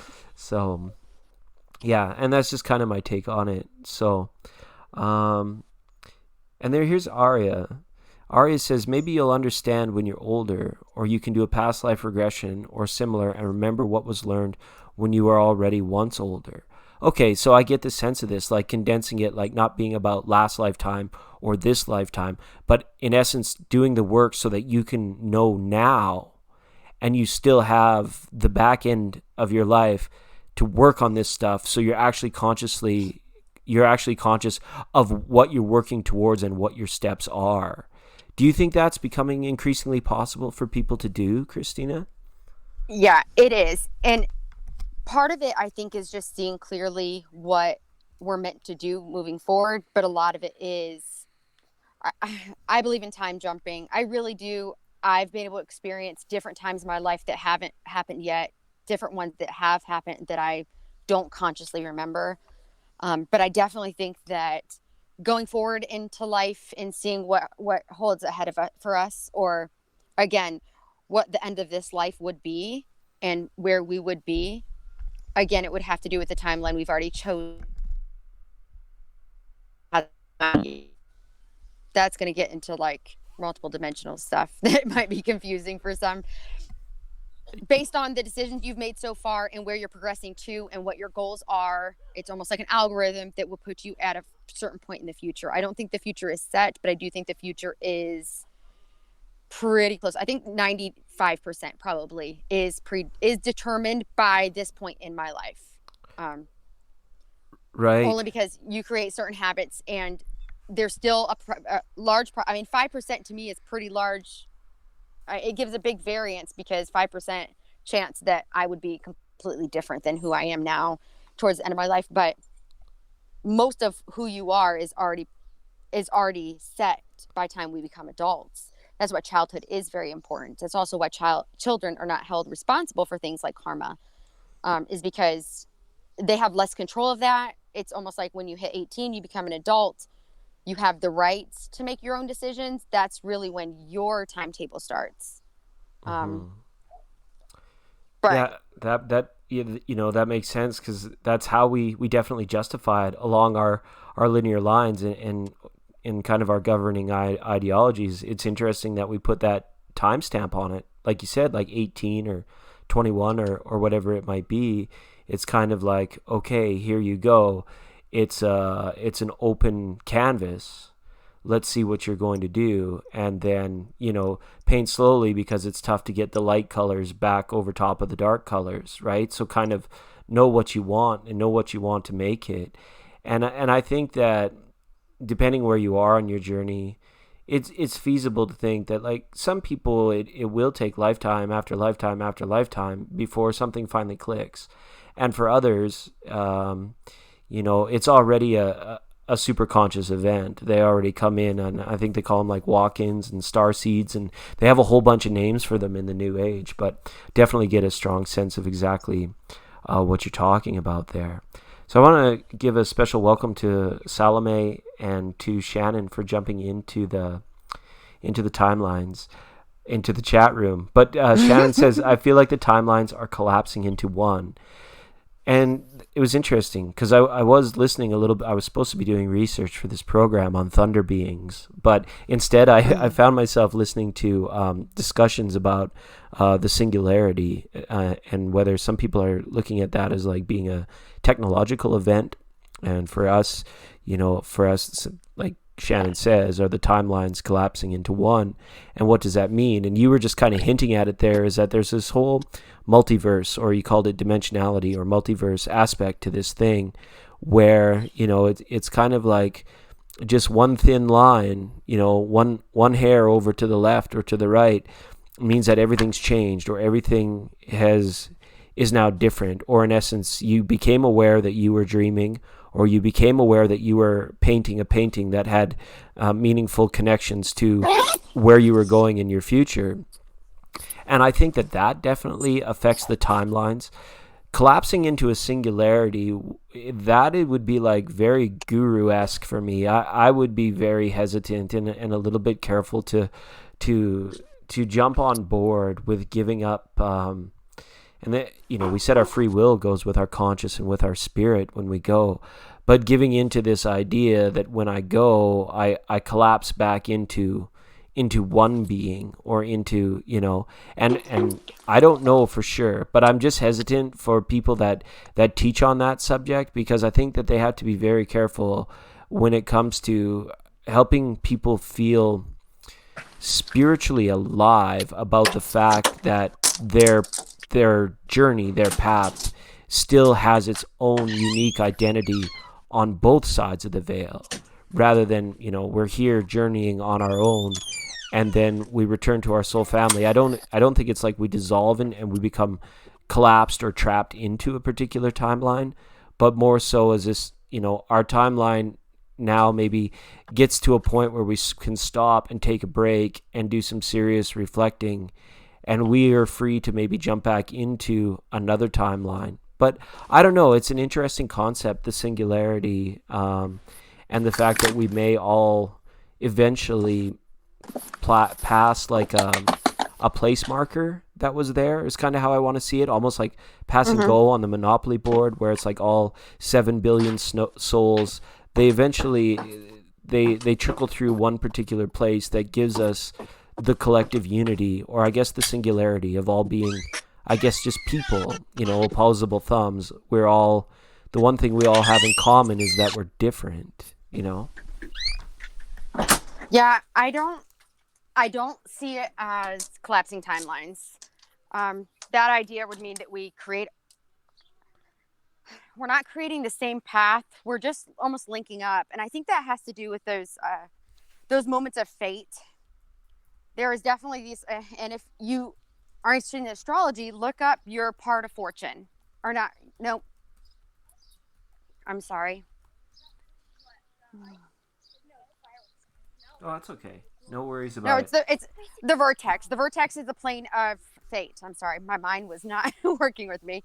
The vertex in your astrology chart, depending on what timeline or what path you've taken in life, when something hits that, typically something predetermined happens in your life. Not that it has to happen. It's something that was planned prior to it. Obviously, our lives weren't mapped out completely before we were born, but you had a genuine general guideline of what was supposed to accomplish or events that might take place. Now, if we're in line with those, something amazing will usually happen. We're not always in line, and sometimes it takes a little bit more time. However, I think right now what is happening is there were moments of time that were going to impact collective, and the more people that are in line with the same vibration, which is becoming more and more because more people are clearing energy that no longer belongs within them, they're vibrating cleaner on a singular plane rather than multiple at the same time, because there's less, I guess, within the body. As things become cleaner, you're vibrating stronger into a single tone, I guess. So when you meet other people with the same tone, you're able to connect with them. This is where we get the idea of soul tribes, people that are meant to be in the same frequency as us. So as we clean up our frequency and take out all of the chatter that maybe makes it sound a little cloudy, it's more fine-tuned. And so then we are more in line with the universe to meet these points of fate within our lives, these points where we were meant to experience this experience at this time. And I think that's what deja vu is also.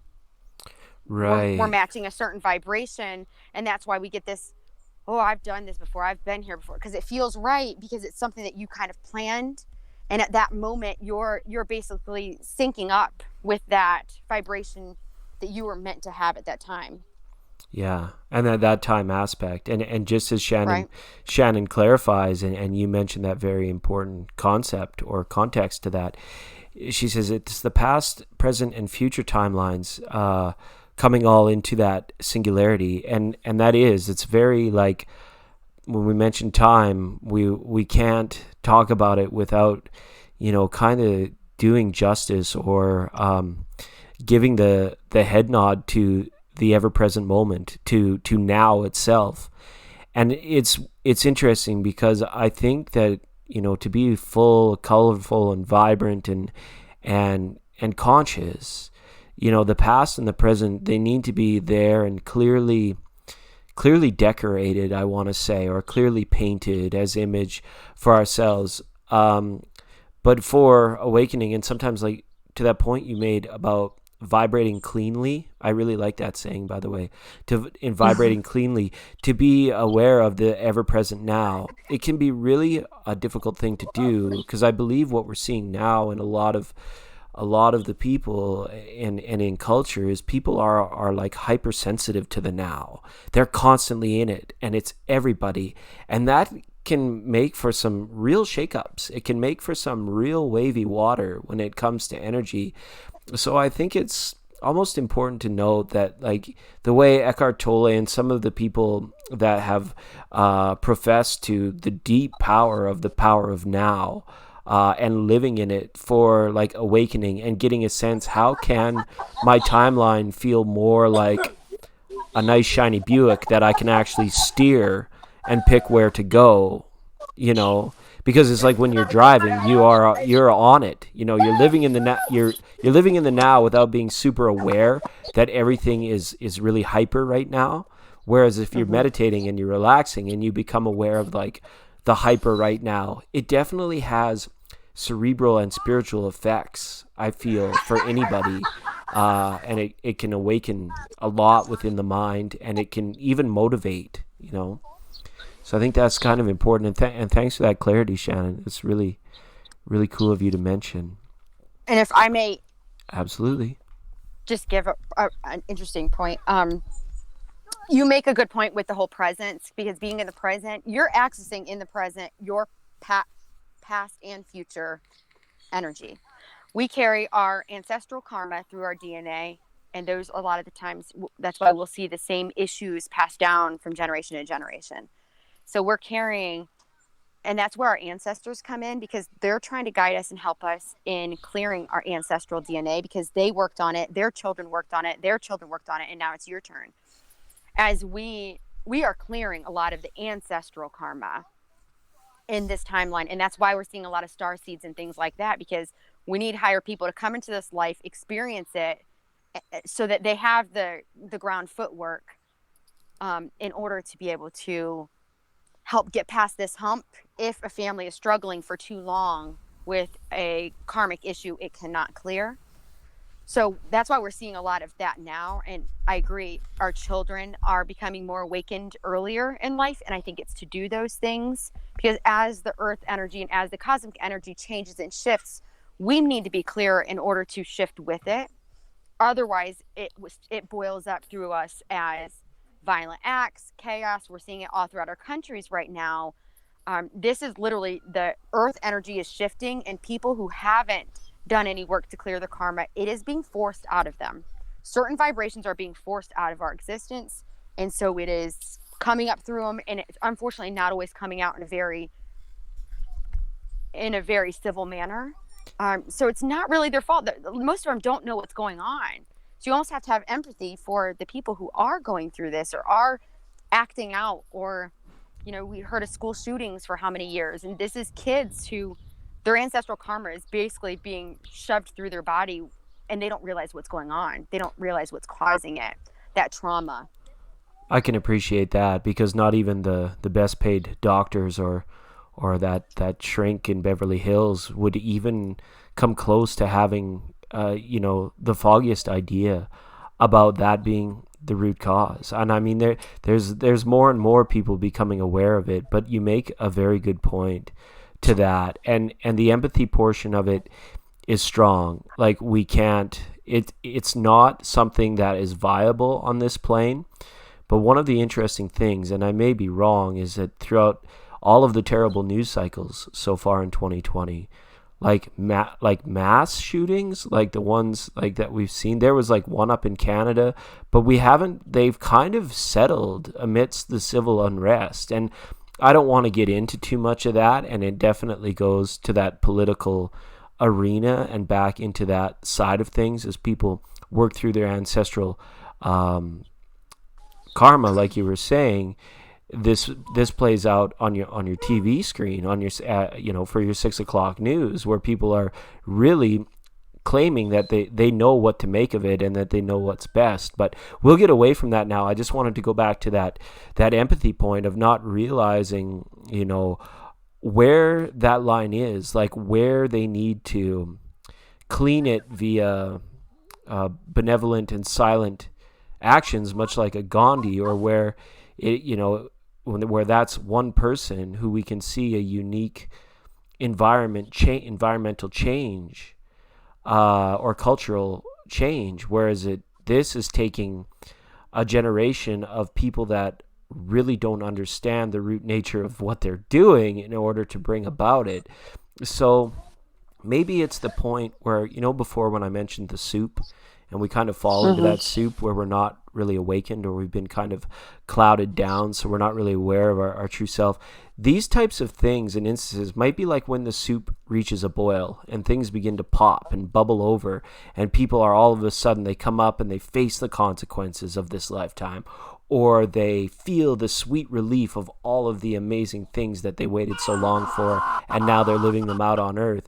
It's just like all of a sudden the spirit gets everything that it's wanted, everything that it's asked for, and the cycle begins again, kind of, like large things like that. So, but yeah, it's amazing for collective, and Salome says each soul journey is so different, yet the soup, or I guess the wave, or the wormhole, I guess, in which we are all going through the journey. It's interesting who you end up holding hands with in first grade, when for your safety you go 2 by 2, all the way up to, hey, these are the people that are around me when I need them most, and then who you're there for when they're on their way to their next life. It's so touching, and it's so worth our attention. It's so valuable to bring these experiences like into the heart, like you say, into that doorway, so that they can come fully in there and root down with your feeling. You can feel all of that going on. But again, it gets to be a little much. It's nice to have kind of that control of that door, whether it's to your crown or to your heart, to say, okay, no, that's enough for a little while. And I think we've gotten the two hardcore polarities of it this year, like from being in lockdown and some people absolutely isolated from their dearest members of their family. It was like heart-wrenching. And then at the same time, we have the other pole where it's like people are abandoning all sense of the order or the establishment of this particular plane of existence. And I know it's just ideology based, but they explode against it, and all of a sudden you get nothing but noise, right? You get absolute silence, or you seem to get nothing but noise. So when people wanting to find their balance in that, do you have like any suggestions, or like any tips or tricks? I guess people call them life hacks, or things that you would think people can do if they start to feel uncentered or feel out of balance when it comes to like the background noise, or just life in general, the mundane, as we usually say in tarot.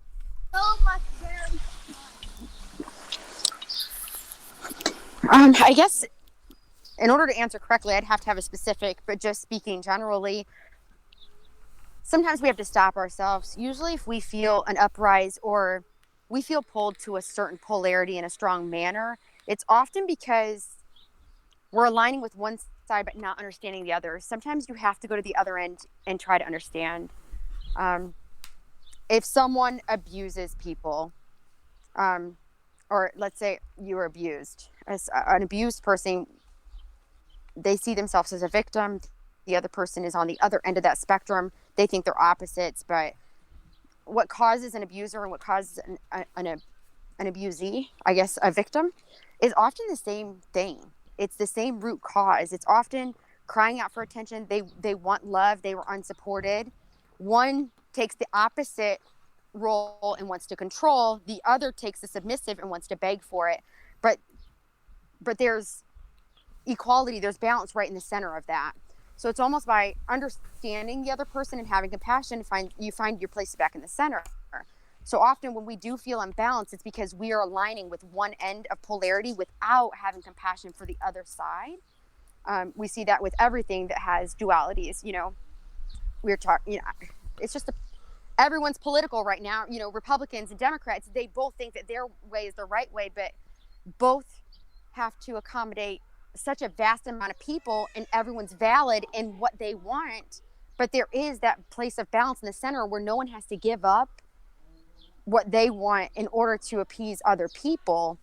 But a lot of times we become combative and we become controlling because we want to be right. Whereas you find right in the middle, Yeah, no, and I know exactly. It almost, to your point, it almost seems like when we talk about the left and the right, and you mentioned it, like just different ideas, but I think it's almost like there's been a split in reality and it goes beyond their ideology of governance. It almost becomes as if what they play off of in terms of recent events or current events, the ideology is now actually in a space when it reaches these high, powerful people where it becomes like they institute it almost like reality.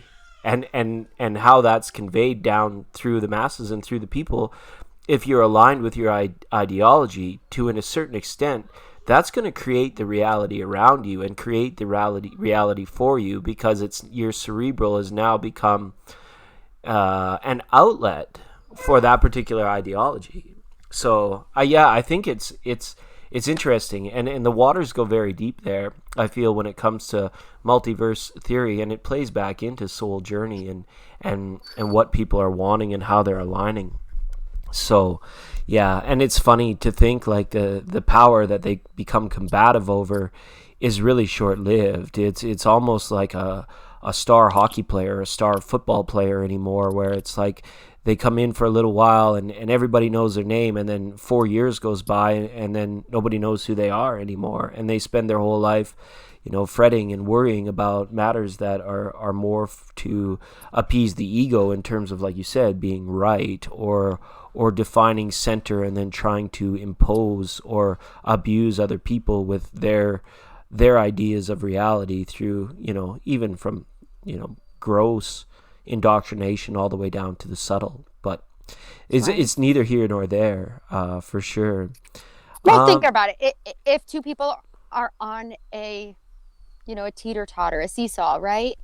How do you try to gain the advantage? You move as far back as you can so that you have more weight all the way on the end. Like, that's just natural balance. And that's why we see such, I think, a big gap between these people, because they're all the way here, all the way there. And it's a desire to power, but desire to overpower other people, or for you to be right. It all stems from fear. They're living out of fear. They can't accept the fact that you can be you and I can be me, and that's okay. I'm afraid that I'm going to be wrong if I'm me, or other people might judge me if I'm me. So I need more people to be like me so that I feel validated, so that, I'm safe and I'm in my own comfortable bubble, because I'm not validated on my own. And it comes from that fear of, why don't I feel validated on my own? It goes deep into a deep psychological root is what causes this kind of behavior. And it's something, though, that needs to be stimulated out. It needs to be brought out, and it needs to be brought to life. And with all of our darkness, with all of our shadows, you have to get to the root in order to pull it out, in order to bring light there so that you understand it, so that you can grow past it, so that it doesn't dominate and control you anymore. Right. Yeah, no, that makes sense. And it's almost like I think back before all of this really began to go down, and people maybe were just like, in that super consuming mindset where it was like, go out, work hard, play hard, get comfortable, all of that kind of being the status quo. Even before that time, for you to liberate yourself from just that, worrying about where money was coming from, or worrying about, this, that, or the other thing. Like now it's like it goes to the next level where it's like worried about the safety of your kids. But now it's almost like the fight is two-stage now. You got to fight out of that collective, arena of, because you're affected, you want to have a say. And even for those that are not affected, that want to have a say, it becomes much more important for the ego to express at those given times, because, traditional or even places that are easy to get to through simple desires and practices of, like you said, compassion and even meditation could really like still the hand of opposing one another or competition base, and turn it much more into a collective way of agreeing, And I'm not here to tout socialism over communism or capitalism over communism or anything like that. I don't. At the end of the day, that's really for them to decide. But it affects us, and I think at some level, whether we're aware of it or not, it must be important to the ego that we have. I don't know, like, because before all this happened, I felt like I was really on the right path. I was like, like vibrating cleanly, meditating, getting everything back into normal. And then all of a sudden, I felt this strong desire, this strong need to express my political, my economic, my theological ideologies. And I thought, well, this seems so authentic. It must be coming from the real me, or that can't just be ego, because, I felt like I've slayed my ego. I've lulled it to sleep. I put it to sleep. But it was like instantly it was there. It was back up and running. And it took me a while to actually catch up to what was going on with the fact that this is what I was really satiating. Even for somebody that I feel like I tend to be able to see through a lot of bullshit a lot of the times. But this one was like, it was more blinding than most for me, just from a personal experience. And with that, I want to thank or welcome Runt into the room. Hey, Runt, welcome. Thanks for coming in. If anybody has any more questions for myself or for Christina, thanks for being here, Christina. Probably a depth there that you had to experience. Christina, can you hear us? We were experiencing a little bit of microphone trouble.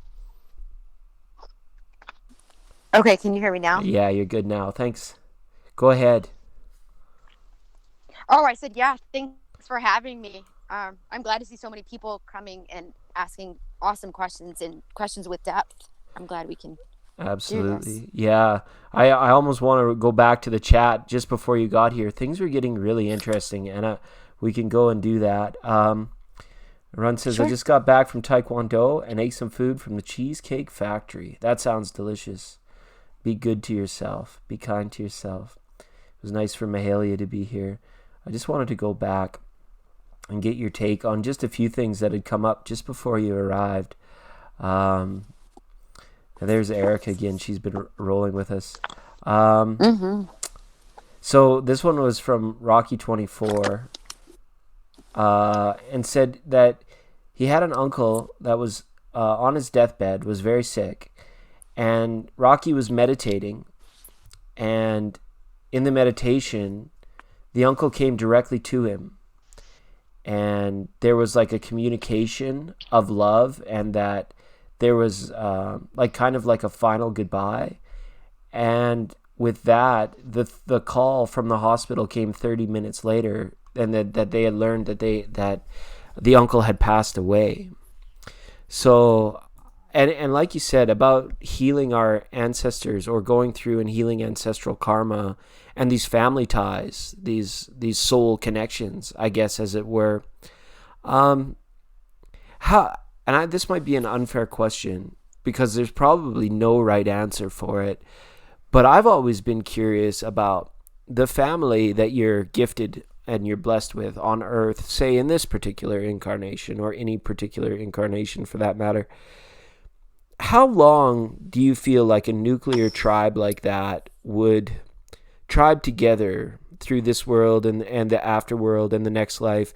Do you think it's something where time doesn't exist anymore, or do you think it's more so something that, you know, we're all floating together, kind of just for right now, and the tide or a wave may rip us apart someday and then may bring us back together, or do you think that's something that we preordain through spirit as well, being like, okay, that's my mom in this lifetime, or that's my sister Jan, and we've signed up to travel together for like 2,500 years or maybe 3,000 years? I know it seems like a silly question, but I'm just wondering, for like those people in family and those people that we rely upon for our basic root chakra needs, survival and love, how long do those people usually travel together, in your opinion, or do you think?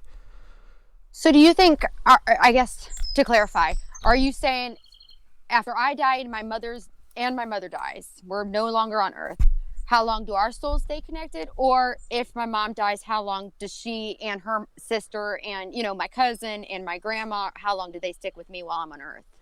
Yeah, maybe a little bit of both. Like, Okay. looking at more along the times of, like, you know, maybe you had a really strong relationship with a grandmother, and she passes, and you live out an additional 60 years on Earth.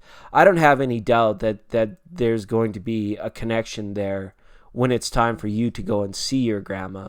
But now that you're both on that side, or would there be like a more misconnection, as she's already decided to come back, but maybe has like left you a note?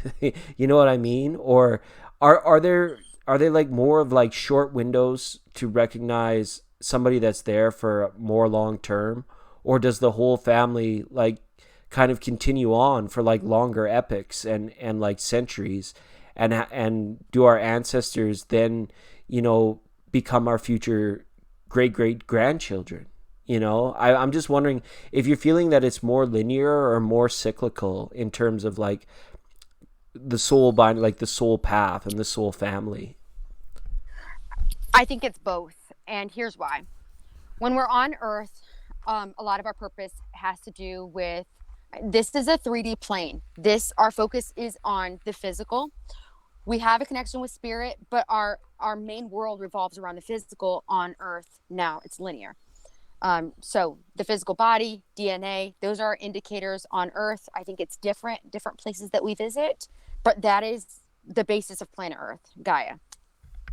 So a lot of the people that we meet here, we might have very strong connection with, but it might be that grandma and I have a connection because grandma worked really hard trying to overcome this part in our family karma, this part, you know, of our lives.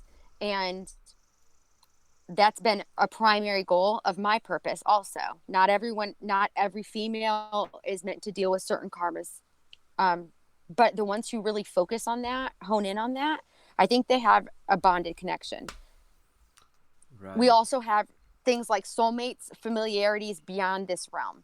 So like my sister, her and I have reincarnated together multiple times. We've been different roles in people's lives. She's one of those familiars to where we would probably have other lives in other planes together. But I don't even feel that with my mom. But her and I have a very psychic connection. I know what she's thinking before she says it. I know she's calling before she calls me. I'll pick up my phone to text her. She texts me the exact same thing. We'll buy each other the same thing at the same time. We have a very telepathic connection. And to me, when we have those strong telepathic connections, we know that we connected with them on a more telepathic plane of existence. When we have a very physical connection, we want to live with grandma, we want to hug her, we work for her, we'll fight for her, we're next to her in her deathbed, we want to be right next to her when she passes away. That's a very physical and linear connection that we have with her. And maybe my connection with grandma was because we were fighting for the same goal for our family line. Right. And that makes excellent Other sense. People that we meet, I think we do have that bigger. And then when she passes, just in the same way that, okay, your first love, everyone think of your first love. A part of you will always have a connection to that person. No matter what you do, it's almost like part of you loves them. Not your whole self. You can be happy with anybody else. Part of your heart goes to your kids. A lot of your heart goes to your kids. But part of you still with them. I think we make those connections with family members too. And those are the parts that visit us. That's the energy that stays with us after they pass on. So ghosts, things like that, when we talk to mediums, it's not that the entire person stays here, their entire spirit stays here. It's that the part of them that valued us, the part of them that loved us, the part of them that they gave to us. Because essentially we give our energy to people when we show them love, when we invest in them. Right. And it's almost the part that grandma gave me is what is here, that blesses me, that visits me in my, unless you astral project, then you can visit with actual grandma. But the parts of her that are with you stay there. And that's what ghosts are to me too.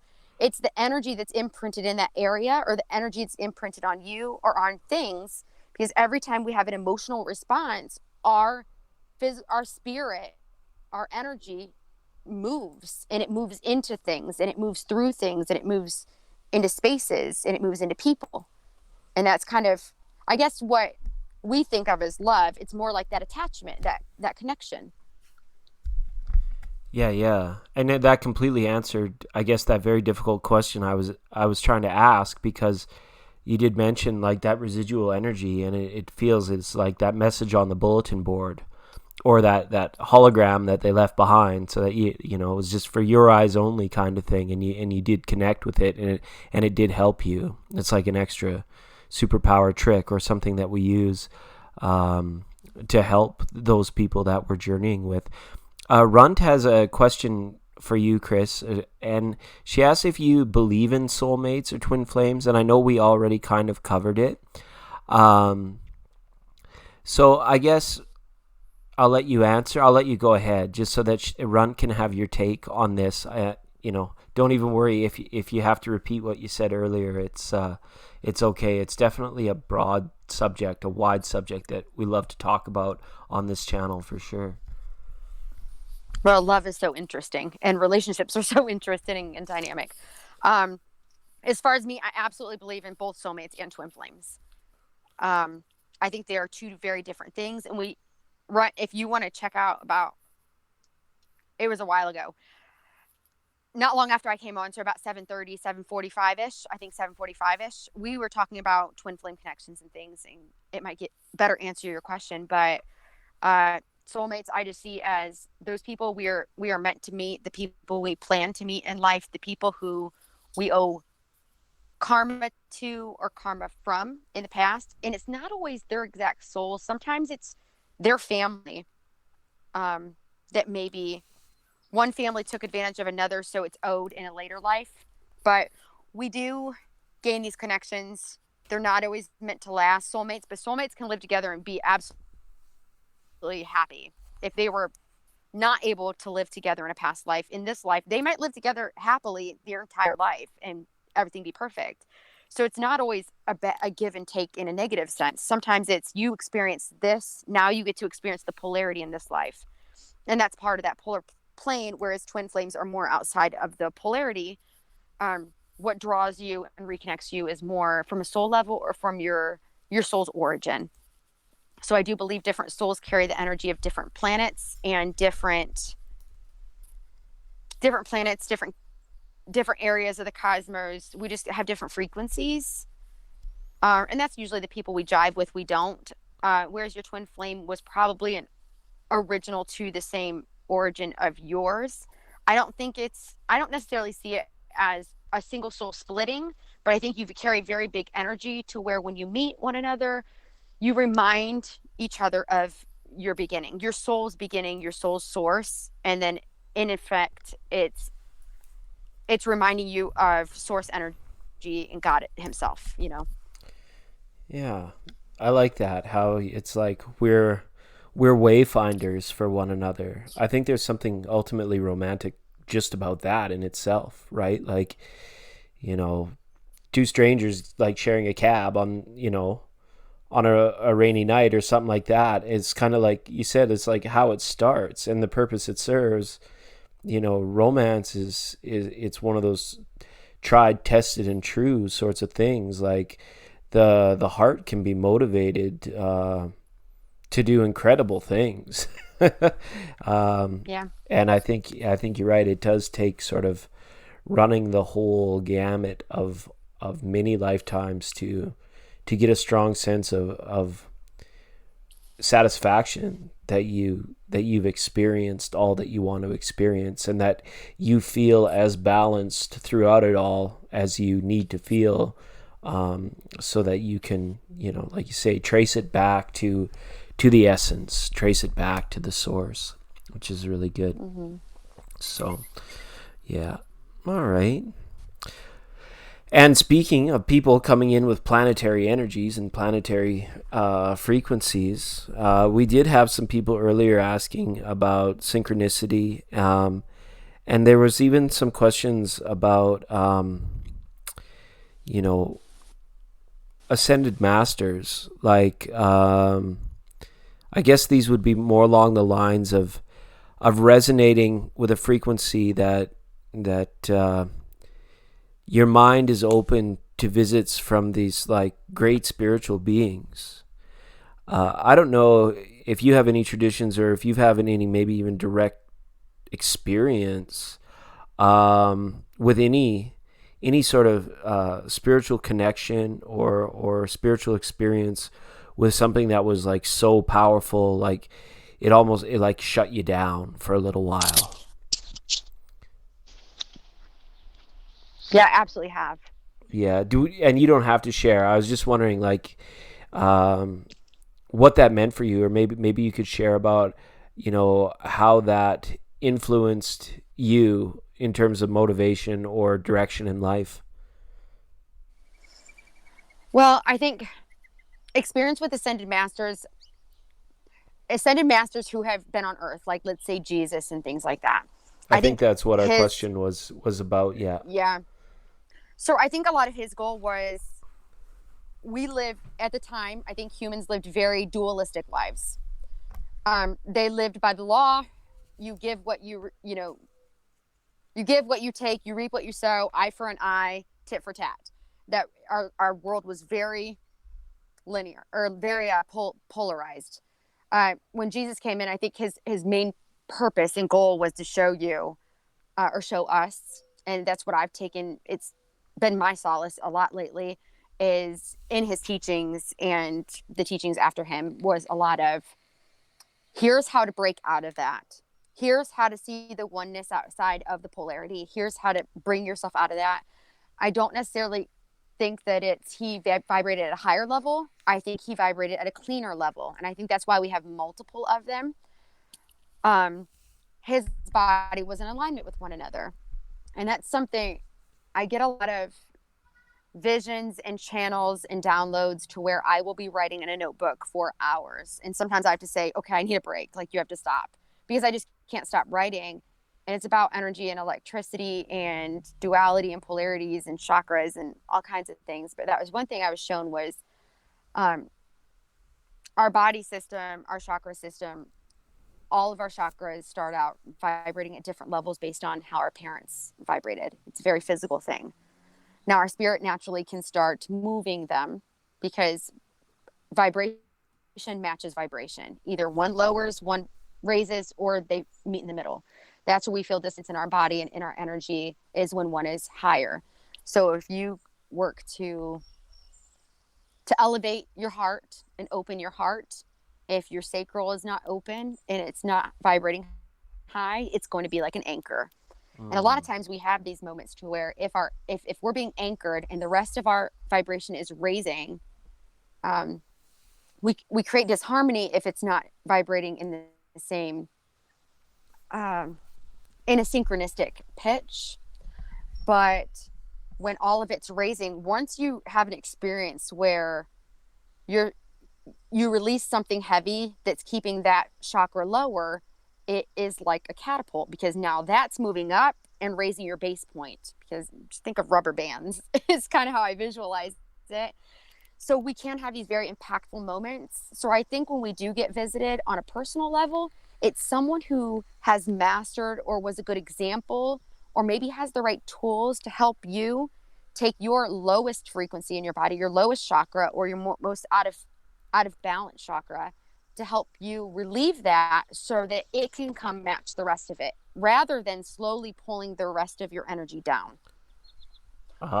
If that makes sense. Indeed, that does make sense. And it's not always pleasant, depending on how busted up or how low those chakras are out of sync, I guess you could say, how out of whack they are. Sometimes it needs more of a direct, almost like a chiropractic approach. That's a terrible example, but like an approach where it's like you are immediately required to pay attention to your throat, for example, right?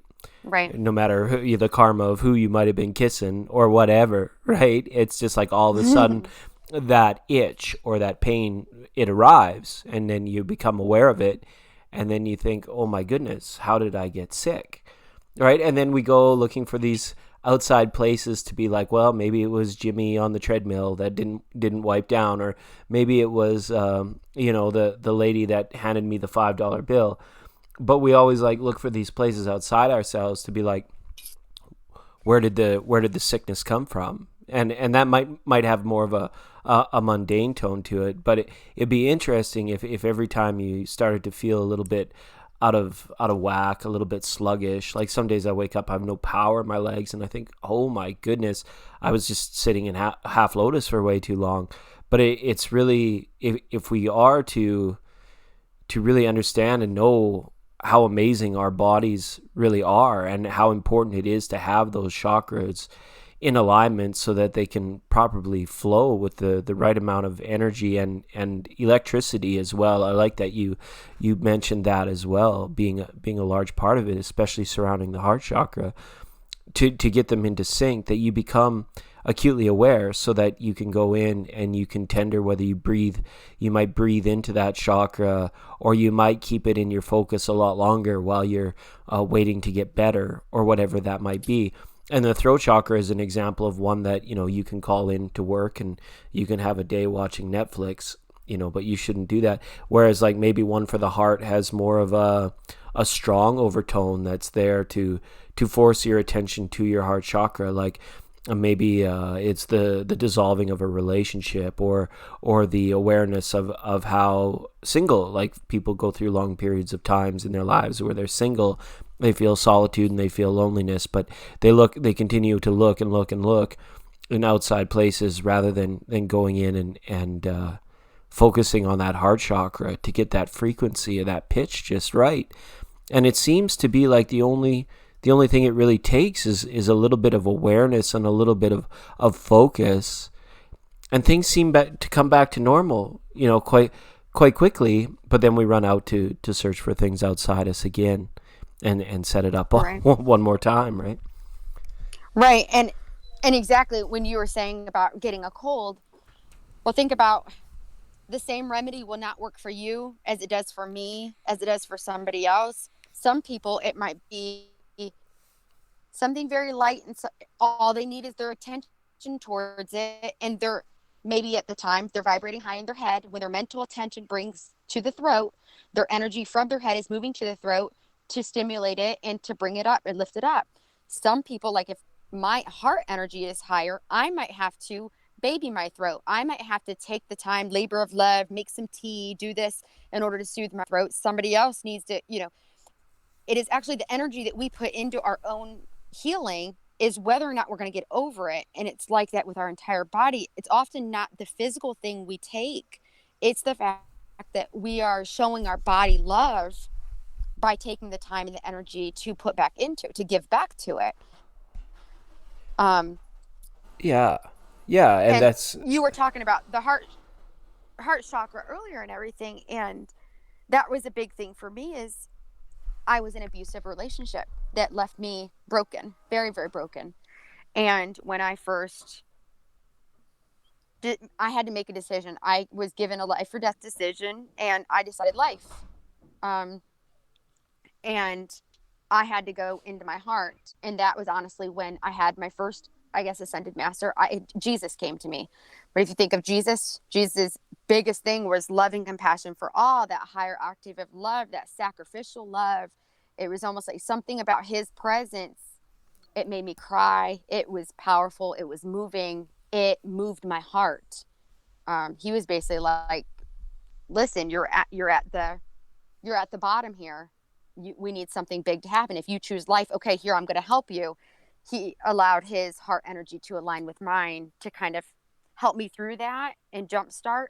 And I remember I was buzzed for days. I could walk around. I felt like I was floating on air. Every light I would see, there was giant bursts of rainbows coming off everything. And now I see things like that all the time. But it was the first time I'd experienced that. But I couldn't eat or sleep for days. I was so vibrate, like the electricity was running through my body for days. And it was one of my first big experiences. It was one of my big experiences, the first ones that shook me, that made me realize, holy crap, like, this is powerful. Like, our energy is powerful. But it took something bigger. And I think that's why, again, to get back to the Ascended Masters, I think that's why they come to us, is they're like, okay, you're right now making a choice. We're going to assist you. Since you're serious about making this choice, we're going to assist you to get you where you need to be so that you can move forward. And we want to show you, when you choose life or you choose your future, we're going to be there. We're going to show up for you to empower you to be able to do it. And it was a very huge message for me. I never questioned my past again. I found if I had never experienced the things I experienced, I would have never experienced that, and I wouldn't have the life I have now. So I cannot hate my past and the things other people did to me, because I almost had to be there to get so desperate to get to this point. Right. And that makes sense, sort of in that convalescence, or that dovetailing of the energy and the power of that energy. And we're just kind of like, almost like, what is that song, Dust in the Wind, right? Yeah. You're flying higher and sometimes you're bouncing low, but yeah, absolutely. I like that take on them, how that is. We're going to help you. We're just going to show you really quickly, where you need to be, and we're going to adjust certain things around you and make them so, or make them as such, so that you can actually fulfill your purpose, which is a really nice thing to have. It's better than the alternative, I think.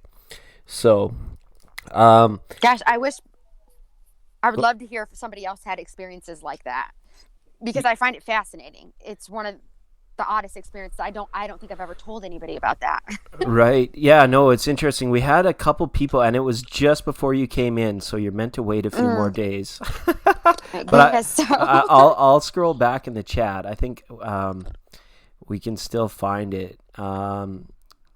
It was somebody that I owe a reading to. There she is.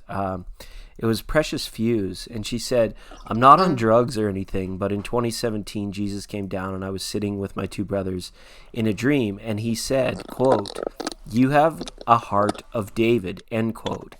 And then he ascended, he left.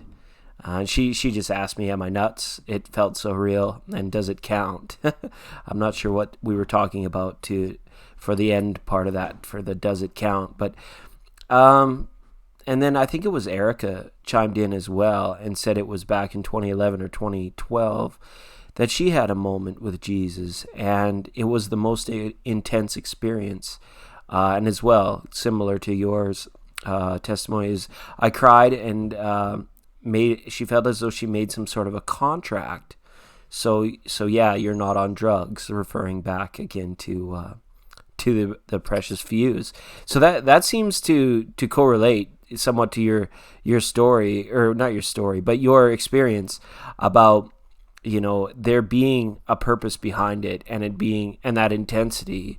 And when I shared as well, it was like, my visit was like at the end of 2016, or it could have been early 2017, but it was enough to make me put my head in my pillow and to just be absolutely like immobilized. Like, it was like we talked about sleep paralysis, but it wasn't that. I was like fully conscious. Mine was the beginning of 2017. Yeah, I think maybe that there were quite a few people that might have had an ascended master experience like that right around early 2017. So it's quite interesting. That's interesting. Yeah. Yeah. So I'm surprised their experience. I didn't hear earlier, so I was here earlier. So it's really cool to know that other people had a very similar experience. But in my experience, anytime I've been visited by a high vibrational spiritual energy, it sticks with you the whole rest of the day. Like, you can't stop focusing on it. You can feel it buzzing through you. It sticks with you, almost for the purpose to solidify it in the human world that this was real, because your mind can easily explain it away or think you're crazy. Yeah. Had I not had that feeling, I probably would have been like, well, maybe it's because I was, raised in the church, so that's where my mind went, was it must have been Jesus. But I'm like, no, and I didn't see his face. I knew it was him. I felt him.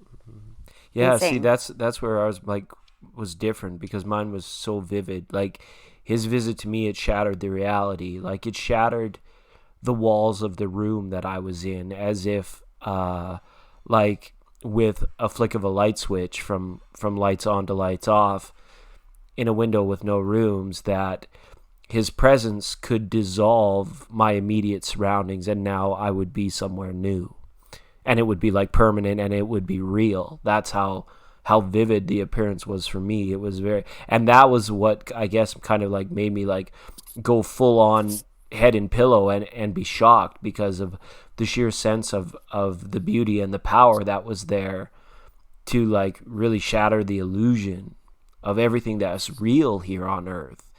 So it's for a higher purpose, or as S.K. Erica says, human design, which, I mean, I hope it's okay, a terrible segue, but brings me on to one other point that I wanted to get at you a little bit, or poke you, question you. Okay. You were chatting the other night, I'm not sure if it was with Erica or not, about the human design, and you guys said that there was some sort of program. I don't know if it was a program, but it was like a website, or it was a software or something that was like, I think it was you, where it was like, it was not really like personality like testing or profiling, but it had something to do with like ancestors and energies, and it was like a human design thing, or a...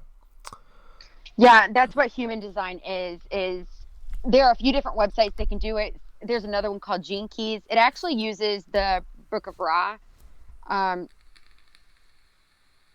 But it does personalities. It shows you what your subconscious mind, what your conscious mind is. Oh, I think we might have lost you again. Are you there? We're having some microphone difficulties. I'm here. Can you hear me? Not quite. It's super low. Can you hear me now? Oh, beautiful. There you go. Okay, can you hear me now? Yeah, I can hear you now. Okay. It was probably where I was sitting. Sorry, did you hear anything I said, or was... No, we didn't. It was just kind of garbled. Okay, sorry about that. Yeah, human design, it tells you individuality, who you are, but it can also tell you if you bring two charts together, it can show you what links you guys will have, what roles you can play with in each other's lives. So you have these gates which are lit up for you, which means it's something you come into life solidified. And then when other people have this gates, it creates a channel between these two specific gates, which means you too, as individuals, will connect based on this energy, this polarity energy field, because one has one side, one has the other. So it's a lesson that you can learn from somebody, and you can also you feel completed within one another. But it also goes into tribes, your roles in tribes. There's certain paths that are meant for tribes, which is your small groups of people, your communities. And then there's other ones that are more collective. So it can show you what role you play within your individual life or other people's lives. It can show you the role you might be good at playing in a tribal sense, so in your community or within your family, and then another one for how collectively you can contribute. Right. It goes over how some people are, they generate their own energy. Some people reflect other people's energy, and some people project other people's energy. So we all kind of it really plays on the uniqueness of individuals. And for me, I like it, and I like to work with other people with it, because it can show you where you as an individual shine uniquely, what role in the body you can play, and how to hone in on your specific talents to be better useful, like in community, in the larger collective. And you find value in that, to know that this might not seem a big thing to me, but collectively I'm anchoring this energy, so that as I connect with more people and as I move through life, it can just, a lot of times we're going through life not knowing our purpose, and it can help align us with that purpose. Sounds awesome. I'm going to have to try it for sure. Erica's asked if you have any readers like that you could recommend, or if there's anybody that does this, or if this is generated like completely through a birth chart. Very similar. You have to know your birth date, time, location, just like an astrological chart. Right. Sorry, I'm not sure if you're fading out again. There are a couple different websites that can do it, but it is not. Honestly, I've never found someone who. Okay, better? You sound pretty far away, now? But I can hear you. Is it better now? Yeah, you could try. Okay, how's that? There we go. That's the ticket right there. Ding, I can try what? I was like, you could try from where you were, but now you're coming in crystal clear again. So yeah, you're saying it is kind of like a bit like you need the similar information you would to have an astrological chart done, but the information is interpreted in a much different way. Yes, much more detailed and more personal and less intuitive. Astrology, one planet can play very, very different roles in your life, or manifest in a different way. And this gets pretty specific, and I think that's what I like about it. I have not found any readers who read for it that I would recommend, only because I've never paid for a reading or anything like that. So I wouldn't be comfortable recommending anyone. I will say there are free charts you can do online.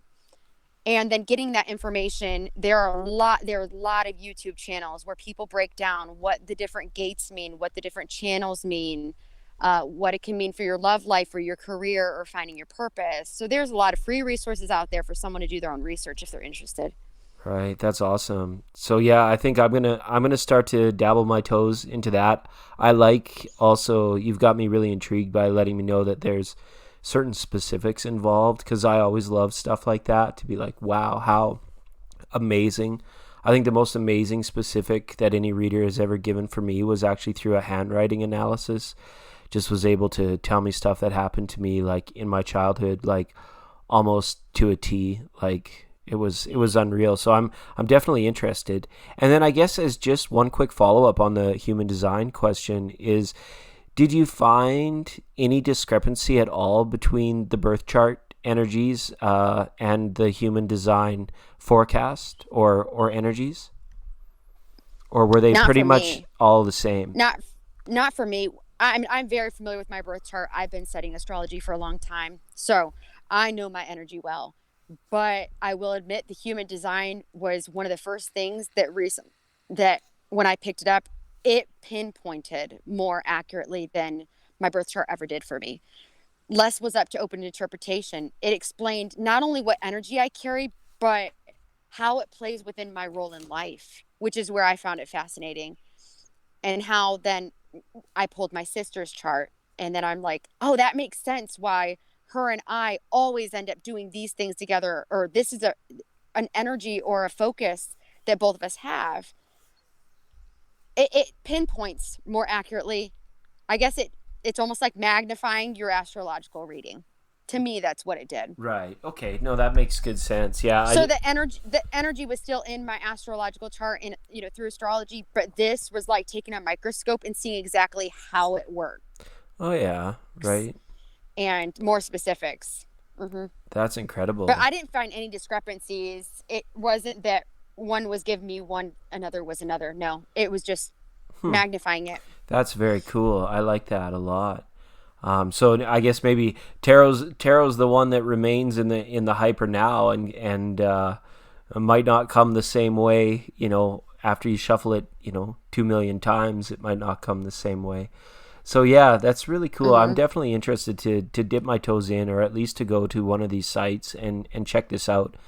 I want to give a big warm welcome to Rebecca, because we didn't think Rebecca would be here. She's just dropped in briefly Hi, Rebecca. to hear your voice and to say hello. But we should give Rebecca a quick chance to ask or contribute, or if she has a moment, anything that you want to know.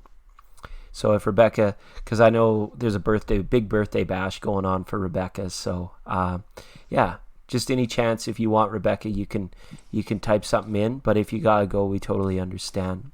It's so nice to have Christina with us tonight. This is awesome. This is kind of like, I feel way overdue, and something that we should definitely continue along the same path, and meet again in the future like this. I would hope to have you back multiple times if you'd be willing. Yeah, I that would be awesome. Absolutely. Right on. No, that's good. And I mean, we're coming up here on. I mean, oh gosh, she said I'm not sure what to ask. But yeah, thanks everybody as well that participated and is asking questions, and I don't know if you've got time for any more, or if anybody has any more questions. We didn't get to the thunder beings. I know, Ange, you guys were talking about the fish hawks the other night and the thunder beings, Mm-hmm. but I'm not sure if Ange is still here. Rebecca's like, what kind of questions? Like personal? Maybe we should be the one asking Rebecca the questions. Yeah, maybe. Because we covered past lives tonight. We did a lot on twin flames. We didn't really talk about numerical synchronicity, but I feel like that crowd had bounced from the chat before we even got started on that. Visits from ascended masters, and actually sort of that crossing over process. We covered quite a bit of territory tonight.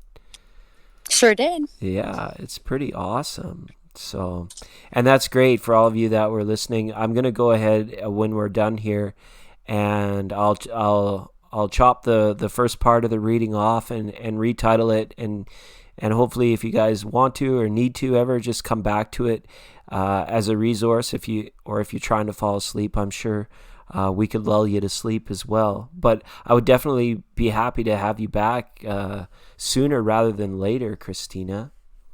And Yeah, absolutely.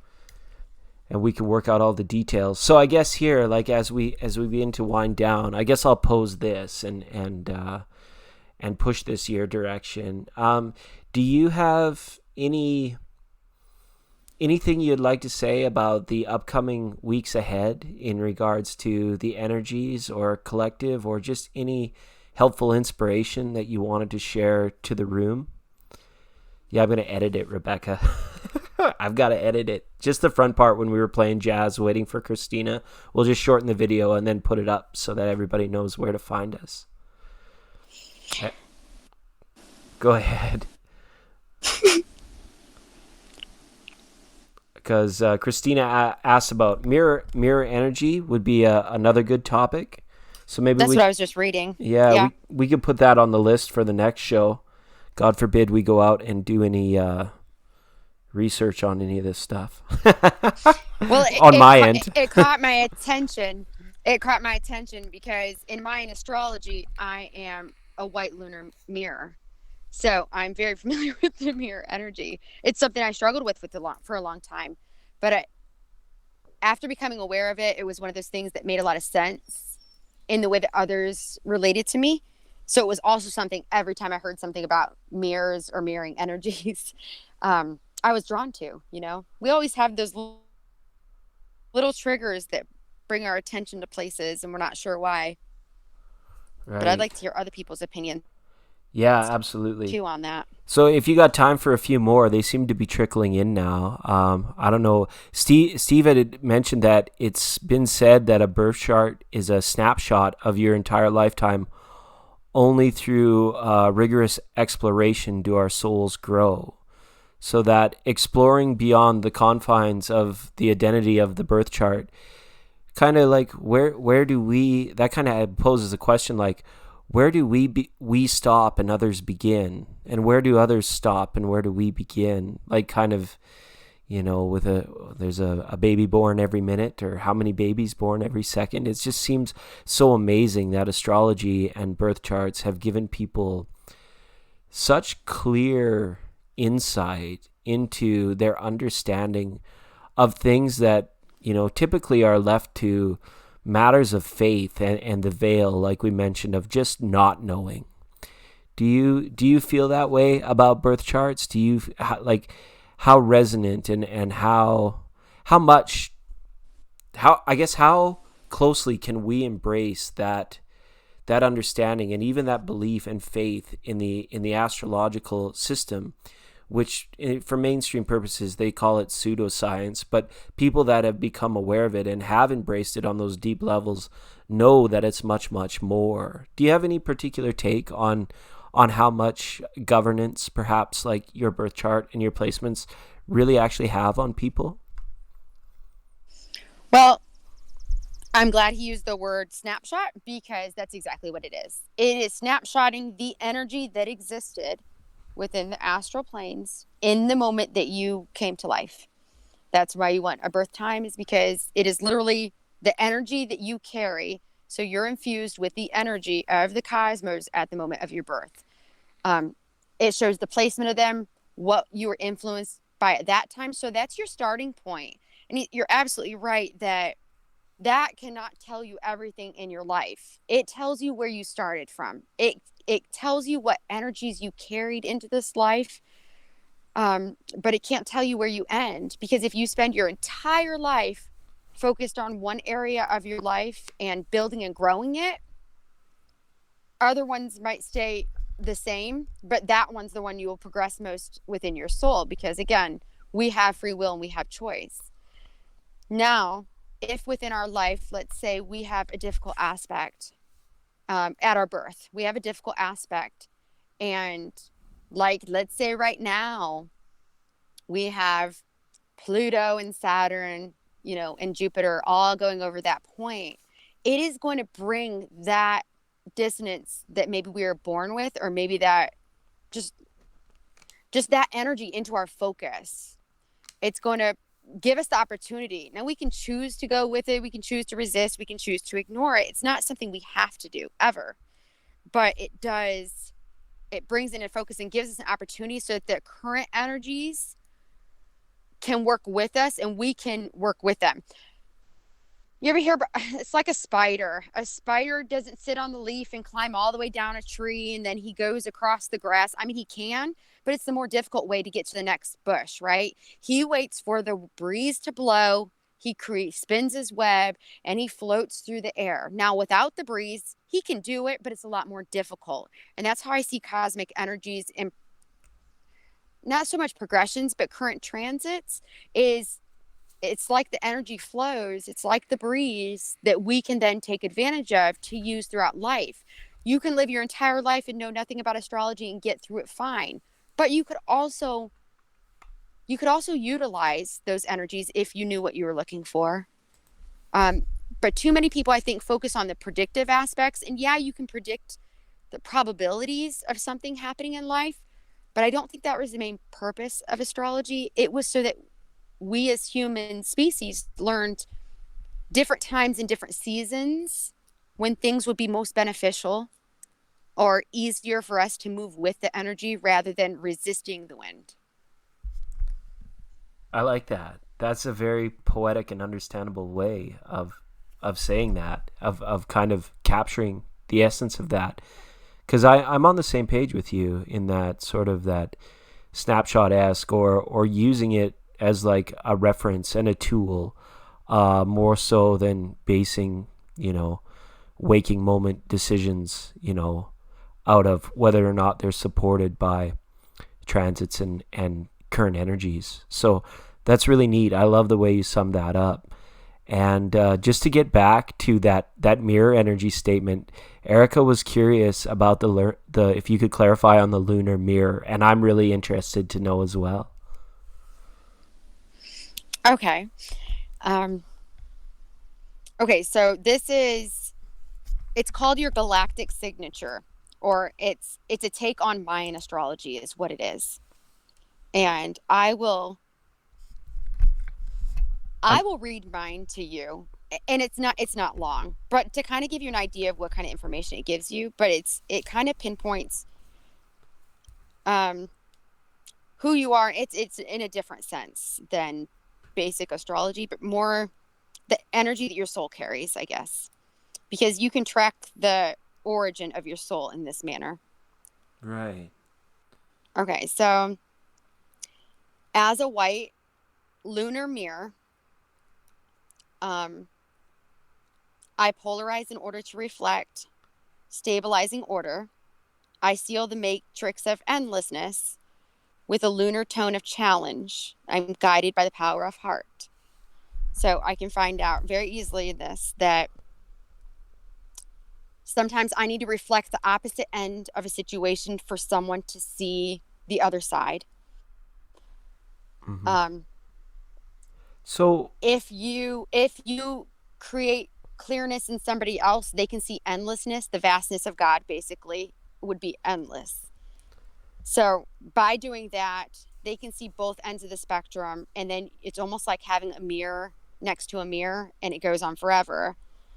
Okay. The lunar tone of challenge. So most of the time in my life, I have to challenge people in order for them to see the other end. And I'm guided with my heart. So I have to keep my compassion in check and things like that. That's just my natural energy flow. So my shadows are when I operate in the shadows of my energy. My typical symptoms are judgment, doubt, separation, illusion, paradox, or a hall of mirrors. I can get trapped within my own energy and get lost in my head. I can judge other people. I can doubt. I can keep myself separate and not identify with others. But how I come out of my shadow, I must be willing to look in the mirror, face my own shadows, look at the mirrors being provided by other people and in my life situations. So how I reflect within other people. I use discretion, wield the sword of truth in my own life to release and forgive myself and others. And I free myself from that illusion. So my whole life falls within this. Right. And so I just because I know my path, I can see how almost everything of what I've been through was getting to the core of my truth. I mean, I'm in double Aquarius. So sword of truth rings true 100%. It's about cutting through everything else that doesn't belong, everyone else's energy, to get to my core, then to get to my darkness or my demons, however you see it, bring light to them so that I can clear my energy. So then when others look at me, I can reflect all of that back to them. And that's why people are drawn to me in a sense. If they have negativity in them, they look at me and I stimulate it, because it's almost like forcing them to see what exists in them. If they're high vibrational, they will feel good with me. If they have some things they still need to work with, I will usually trigger them out of them, which is hard because I can be sensitive and I like to be liked, but on the other hand, it's an essential part and I have to see the good in it because it's better for them to see themselves clearer, you know? Right. Then that makes perfect sense. And I'm sorry, I'm just a little bit behind, as I usually am. But when it comes to the white lunar mirror, now, is this an aspect? And if so, like, is it out of a spectrum of different aspects? And is that go back to the astrological system of planets, or is that one from the human design? Sorry, I just wanted to clarify. If you Googled galactic signature, it's all Signature. about. Okay. Yep, it's all about your soul origin, things like that. So in further investigating on galactic signature in Mayan astrology, so this is like based on Mayan astrology, Right. people had different symbols that represented them, which said what their gifts were and how they were supposed to, again, it's all tribe-based, community-based. They didn't care about themselves as individuals. It was, how do you contribute to the tribe? So I would be more of the elder, the teacher, that, I have to keep myself in check so that I can help others keep themselves in check, almost, you know what I mean? And clear themselves. But Right. Well, no, and that gives us a lot it was to just like the role. Go ahead. Oh, it to me, it gave me a bigger understanding of myself. So on a soul level of who I was, it doesn't give you the details of what your life's going to be, because that's not important. It's telling you, where is your soul lie in this earth and in this plane. So, and I'm more about the tribe than I am about I had to deal with my individual issues, but I'm more interested in how I can contribute to other people and how I fit, where my role is and where my place is. So it also gives me, if you look a little bit more into it, I could find through this system how I vibrate with the energy of Neptune, which is the higher octave of love, which is all about unconditional love. And I can see in my life how that has been a reoccurring thing, just pushing me back to that unconditional love, not attachment, not what we see as love on earth, that unconditional love, that Neptune energy, that elusive, that, again, Neptune rules Pisces. So I'm Pisces too. So it fit with me and it resonated with me. And I think other people that I've read for, almost everyone's like, that makes a lot of sense. And it's another picture of the puzzle in a more broad, but a deeper sense, because it hits you on a soul and a heart level. But one of the things with my placement and what I'm able to easily achieve samadhi, which is oneness with God through meditation. And that was 100% true. The first time I ever meditated, I was able to 100% oneness with spirit, and I've seen the Akashic records. So it can also show you the gifts, maybe cosmically or astral projection, or where your energy is most comfortable. Mm-hmm. And so it kind of enlightened me to some of those aspects of who we are, how we all play on this, almost like a circuit grid with one another, and how we play off each other, again, having our role within society, within our tribes. Yeah, it's pretty amazing. And you've given me so much to think about and to go and investigate too. I didn't even know that the Maya really had astrology. So I'm definitely curious to go and look that out, to find out, what planet and what color my mirror may be. And again, well, and not everyone's a mirror. Some people are dragons, some are dogs, some are ox, some are, there's different okay. So it is an things that match. aspect. Okay, right. Mm-hmm. All Yeah. right. That's interesting. I really like that. And Steve brings this full circle one more time, back to the chakra systems, in terms of a collective mirror that we had, between the solar and the sacral chakras, a bit of a mirror, like I don't know, if it's the as above so below type mirror.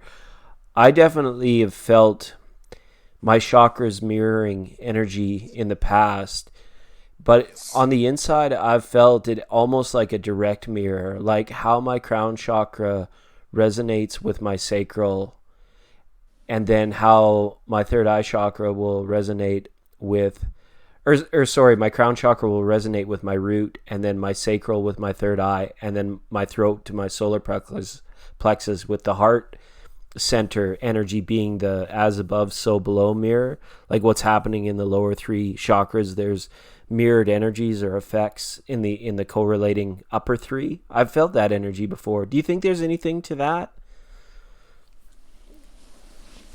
I don't know. I think that's where and I don't know if it's what he's talking about, but I think it's where our splenic energy is. I mean, we have a lot of chakras within our body. I think there's 108, I think. 108 or 109. That's what I was Yeah. going to say.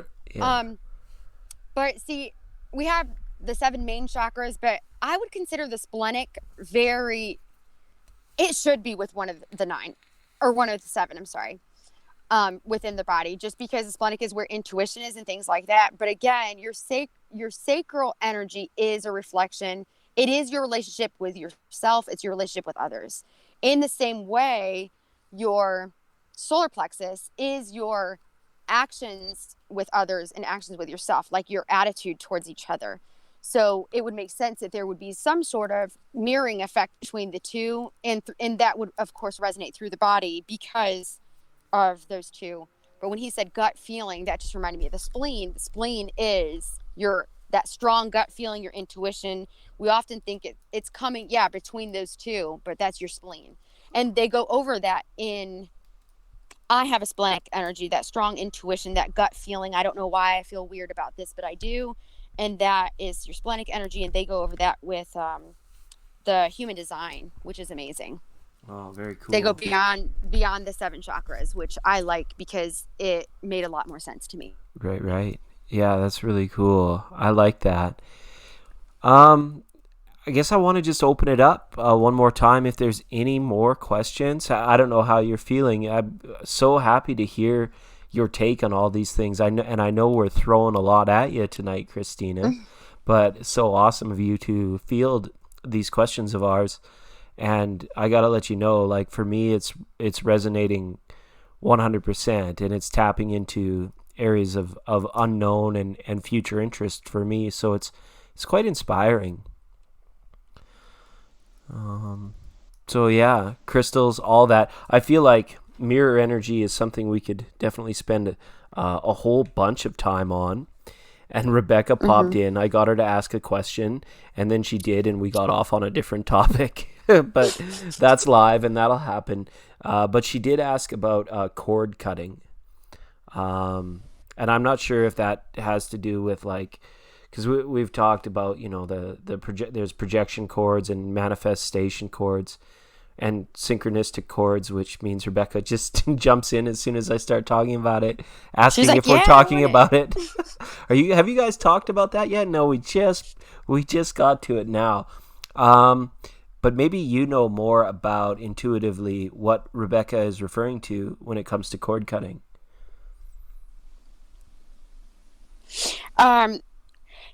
Well, every time we make a connection with anybody, anytime we make someone feel obligated, or we feel obligated to somebody else, we create these or have expectations of other people. We create these energetic cords.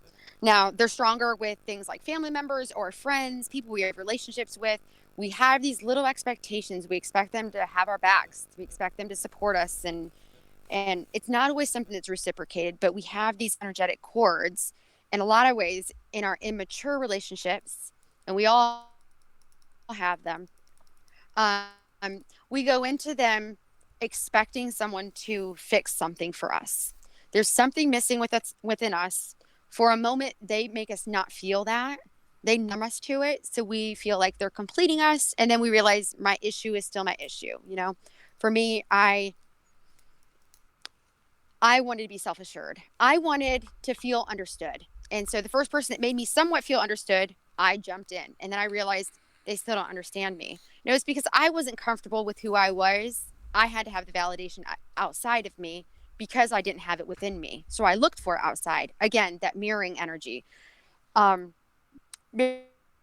Before I knew it. So I had an expectation. So what happens when someone doesn't live up to our expectations? We have disappointment. And so it almost ties our energy. It's like creating this cord between us and other people. And sometimes they're little ones that break easily. Sometimes they're thicker ones. So a lot of times, even when we're out of a relationship, we still hold resentment because in some ways they didn't live up to what we expected out of them. And I guess when I was talking to her earlier about cutting cords, we need to release them from that obligation. We need to release them from anything we ever expected them to, so that they can go and live their lives freely and we can live our own. Now, I typically do this through meditation, and I will be 100% honest. I got divorced in 2011 or 2012. My divorce was finalized. We split up in 2011, and I had physically removed him from my life. I didn't have emotional feelings, and it wasn't until a few months ago that I realized I never cut all the cords emotionally. And the moment I did, he blew up my phone. He could not stop. He could feel it because you're essentially feeding them. They still have access to your energy, your body. And that's with any intimate relationship. We give them access, voluntary. We have to give it. We give them access to our energy. So these people can feed off of it. They can get to us. They can irritate us. They can hurt our feelings still.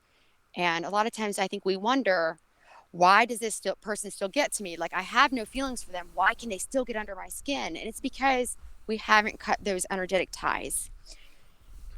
I see. And that's right. I was trying to explain to Rebecca the other day is that until you release those, he still has access because you haven't revoked that access. And to me, that's what an actual divorce is. When you divorce, it's not a legal thing. It's not a physical thing.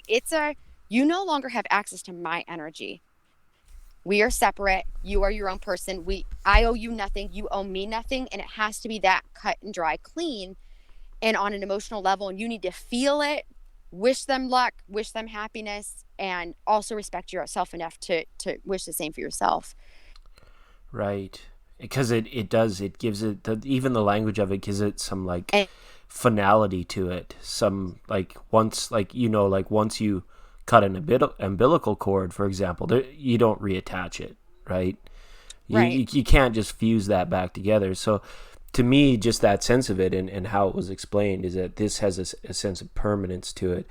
And I'm sure, like, nothing is forever, ever, right? But it makes a lot of sense to me in that people would have like multiple cords running to other people, almost like that old Donnie Darko movie or something, like, is the image it paints in my head. In that, like, say what we were talking earlier about our relationship with grandma, or even the people in our family, those cords exist there, and we choose to maintain those cords a lot of times, right? So it's like there's the opposite side of that coin too, right there, where like sometimes cords need strengthening or something. I don't know. It's interesting. It just seems like that in essence, and I know what you mean because I've been through a very terrible separation as well, and it took me a period of a couple years to do exactly as you mentioned, to completely cut off access to that energy, to that path, to influence my energy. And through, I don't know, I guess the ether is all. It would be like like Donnie Darko in a way. I don't know if you've seen that movie, but yeah. It's really interesting to me and an interesting subject for sure. And I think it would resonate with a lot of people when it came time to like learning how to do that in an efficient manner that also caters to the sensitivity of the situation. Just because, I don't know, for me, it had that feeling of permanence behind it when I did it, when I cut that cord, when I said, no more access. You're not getting a portion of my thoughts, my flow of energy, or whatever it might be, right? And it was, and I never looked back from that day forward. So it's almost like people could be like coached or mentored in this process, I feel as though, and there probably already are people that do this, but I think it's quite a sensitive and quite an important topic for sure. Yeah, I think in a lot of topics or a lot of things we go through, we see the physical aspect of what we experience, but we aren't always in touch with the spiritual or emotional or the energetic. And I think that's what makes us more aware and our lives a little easier and flow a little nicer is when we do respect both aspects. It's not just the physical, it's the spiritual. And then in the other way, when we change spiritually, our actions have to match it. That's how we become alignment within our own body with what we want and we expect, and what I guess the universe mirrors back to us or gives to us, meets us with in the center. Because if we're in a polarity between those two, it doesn't know what to give us. Emotionally, I still allow this man to have access to me. Physically, I've cut him off. So the universe is saying, well, I'll block some of the physical then, and then I'll give some of the emotional, and that's what he was able to get me on emotional level. all the time because I'd never cut those emotional blocks. And I think I'd say the biggest thing, it wasn't exactly how I do it, but I do know a lot of people, and I do know there are a lot of cord cutting meditations. I did mine through meditations, but I can't do guided meditations anymore. But there are a lot of guided meditations. So if someone out here who's asking about ways of cutting cords, if you are comfortable with guided meditations, just getting yourself in a relaxed state and visualization, a lot of it can be that simple. If it doesn't work the first time, don't be afraid to keep trying it, but you should feel a release and a lightness. And what I noticed is when I would think about him or the things that bothered me, I have no feeling of it. Like, I can think of the worst thing he ever did, and it doesn't bother me anymore. You know, I held on for a long time. They chopped, my daughter's hair was down to her butt. She had never cut it. They chopped it all the way up her back, and I cried. He shouldn't have been able to have that, effect or pull on me and my energy and my life and that control. But in some way, I gave him that right by energetically allowing him to have that access. You know what I mean? Yep. No, that makes sense. Now when I think about it, I'm like, that's his own ignorance. It really is his own ignorance.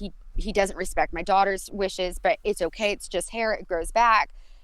But for a while I wondered, why does that get to me so bad? It's just hair, but it bothered me. So, but again, it bothered me that he still had access to me. He could still get me. Right. And I think that is something, it's really hard to get over things because we leave those channels open, and that's why we never really feel free of them.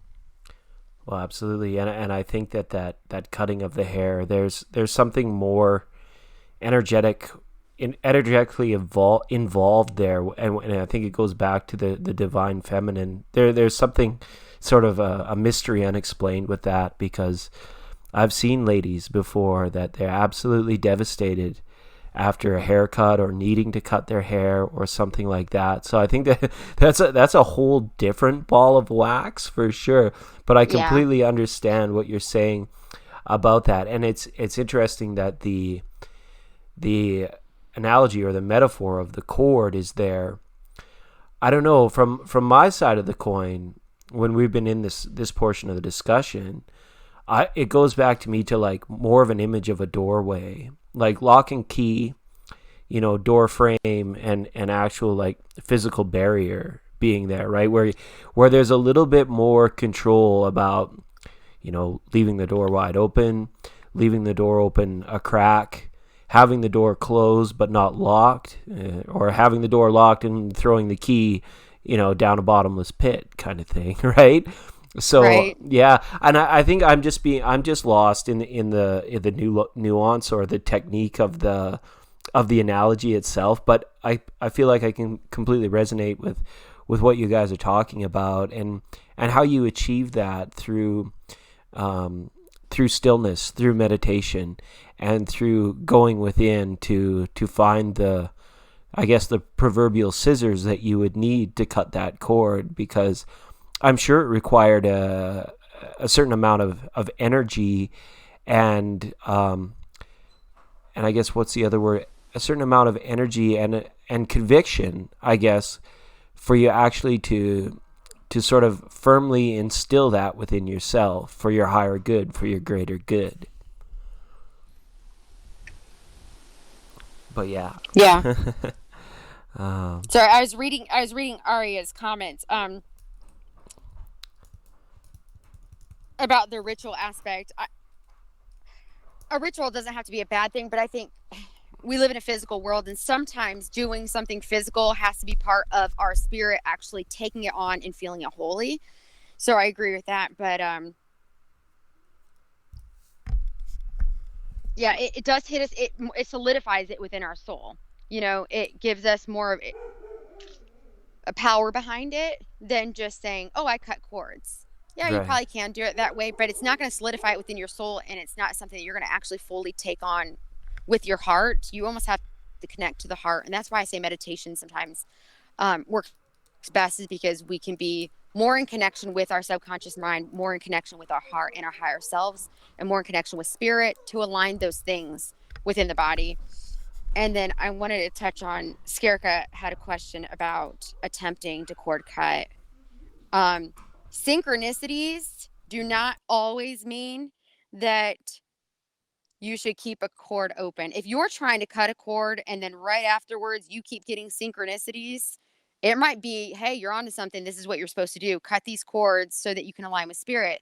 Synchronicities, numbers, things like that, that is just showing the energy you're aligned with, and it is aligned with your subconscious. It's a message signal to your subconscious. That's how it's always appeared to me, is when you're trying to make a decision, then all of a sudden today I'm looking at a car and I look down at my phone and I'm not sure. And I open up my phone and it says 444. Four is foundation, it's stability. And it was like reassurance, like, don't let your head get in the way. This is providing you a stable foundation for your future. Cause it was a little more than I wanted to spend. It's, we can get those messages, but if I'm making a choice, my synchronicity should be, it should be, reinforcing that choice. Don't see it as maybe I should just go back and go back to this person. That's your head getting in the way. And oftentimes codependency or comfort, because we feel like but what if he changes? What if he starts giving me what I want? Or what if I gave up too soon? You're putting doubt in your mind, but you know at the core, at your heart, what's true. And maybe connecting with your truth would be a good thing in doing that. Absolutely. If that makes sense. Absolutely. Yeah. I just love the way that like the synchronicity rolled in on top of this, because I love the synchronistic world, and it has brought me to the point where I do begin to second guess that stuff. I don't move with quite as much surety because I think about future synchronicity. And I know it's like a habit that I probably shouldn't do. But yeah, definitely. And it comes back to, I think it was Shannon's points earlier about when timelines converge, when two timelines meet, and neither one of the two neither become possible. It's only the combining of the two timelines that now make the future possible, right? The future synchronicities to occur, which is rather exciting, because I realize it takes convictions, and it takes us not falling into that trap of backpedaling or pandering to these old energies or these old ideas. So, and it takes a lot of strength, I think, right, too, for most people. But it would be interesting to see what professional coaching on cord cutting actually looks like. And I think you've given us a really nice example of it, for sure. Yeah, and I think it's good to remember too, though, that it's always a choice. If you think there might be something there and you want to go back and you want to explore, that's your choice. It might not be the easiest way through life, but it's still your choice. And that's one thing we always have to remember, is that it's always our choice. We can remain in any situation as long as we want to, and then we can leave it when we want to. But oftentimes what causes conflict, I think, when we do choose to leave, and that's kind of why I was focusing on that aspect, is when we do choose to leave, we somewhat feel connected still. So it's about getting that clean cut so that we can move forward with clean energy and remain fresh. We're not bringing any baggage into our future. And a lot of times we forget to clear out that baggage, and you will have to clear it out eventually. So it's just about having clean breaks with new energy. But I would never tell anybody to cut a cord that they felt like they should hold on to, because I will say, sometimes you meet someone, you're together for a little while, you will be single, move your different directions, and there's a reason you kept that cord, is because later in life you're meant to meet again or rely on one another again, or you might become friends again. And I've had that happen before too, but I guess the specifics of my instruction was more towards Rebecca's, because we had talked a couple nights ago about how you feel like your ex still has control over you and you want to be done with it. And it definitely has 100% to do with what you want. Right. Yeah. And now the image that what you said is creating for me is like the image of spooling out a kite, right? Like that long cord and the kite is flying high, and you want to maintain it. You want to keep it because you feel free and liberated. Maybe when that cord between you and that person you said goodbye to is so far away that there isn't such a strong energetic flow or even manipulations that you're speaking of, it seems like when we have the spool all wound up and the cord is only a few feet and that person's on our immediate environment or compromising our well-being through energetic manipulation, even like on the heavy end of it, right? And I like what you said about that clean energy, because you're right, baggage does get heavy, and it's not fair to oneself to have to carry that around.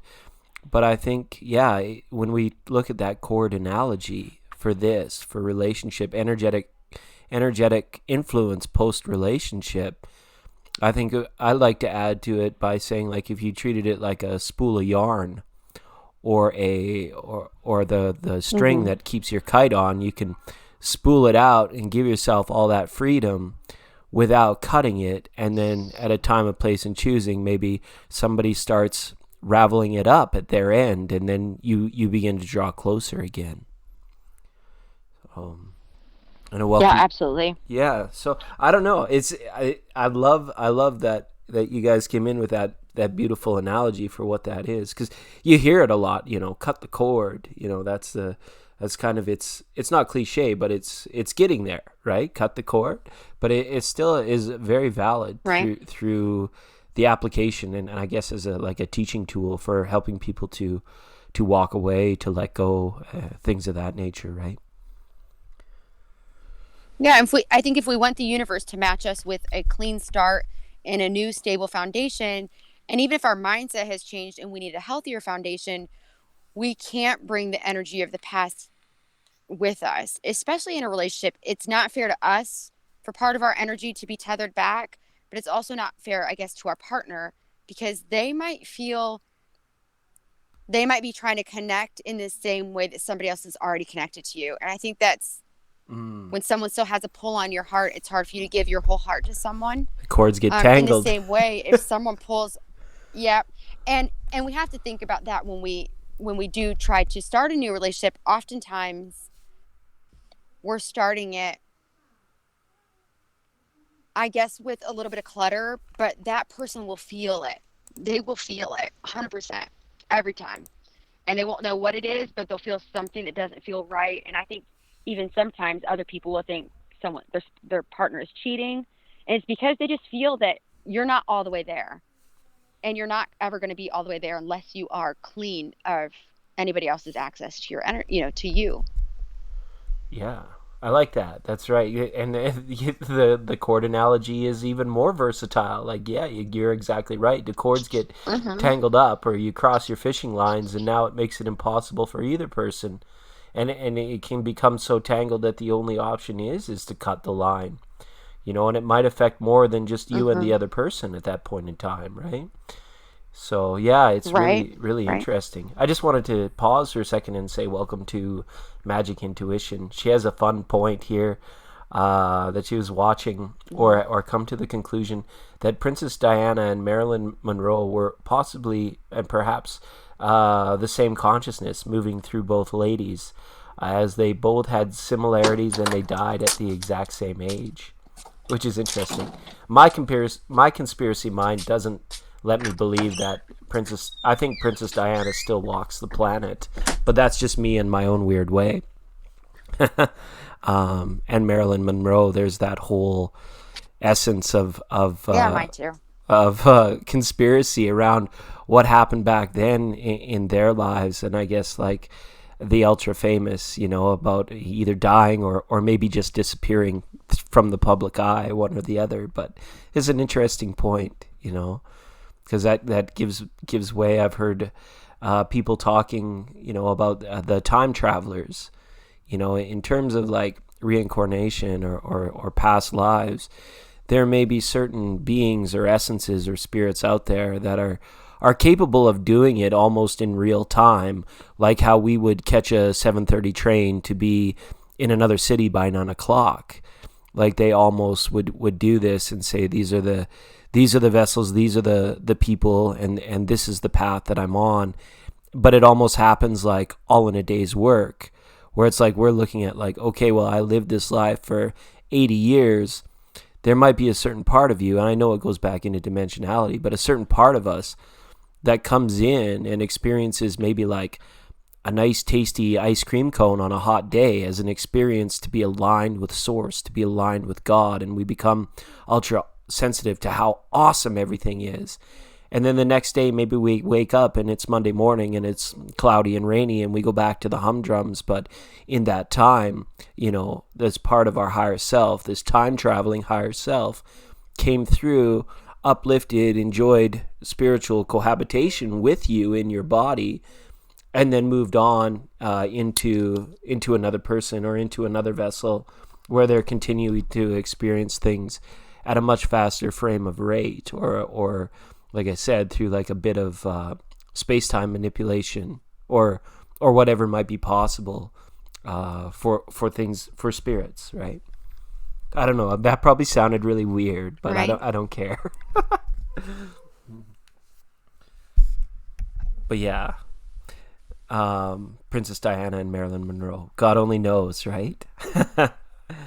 And Elton John and that beautiful song "Candle in the Wind," right? I think she's still around. I think it might have been one of the reasons why was it Harry and his wife, why they left and went to California.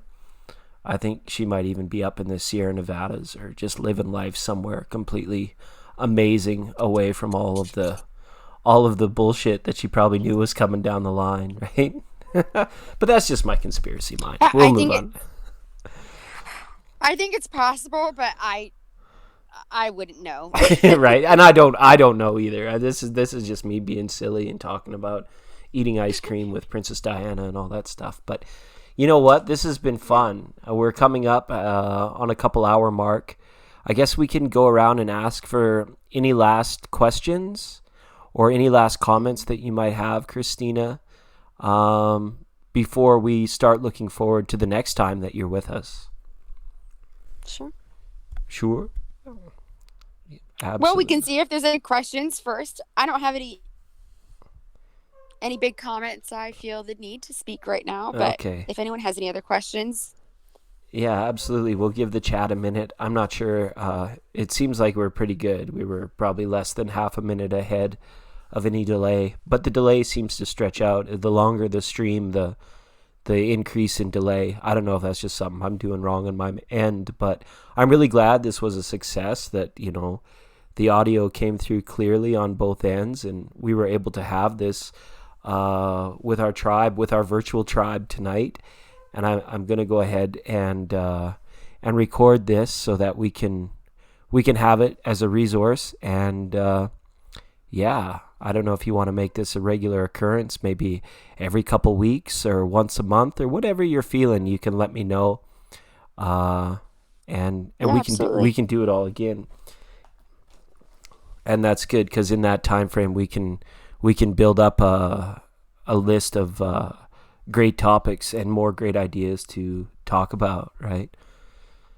I was surprised by the amount of questions and the depth of their questions. So I think it's awesome to get to know everyone here a little bit better and to see what's really going on behind the scenes. I think when we just do readings and things like that here, it's awesome to catch up and chat, but I love seeing the depth and the curiosities and to be able to talk with that and to get feedback and to hear other people's opinions too. That's been amazing tonight. Yeah, it's great. We got to break through every once in a while.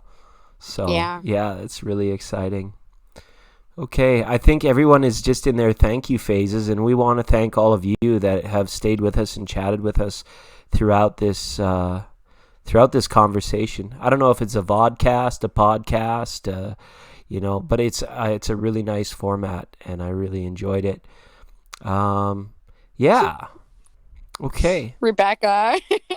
What is it, Rebecca? Tomorrow, LOL. Yeah.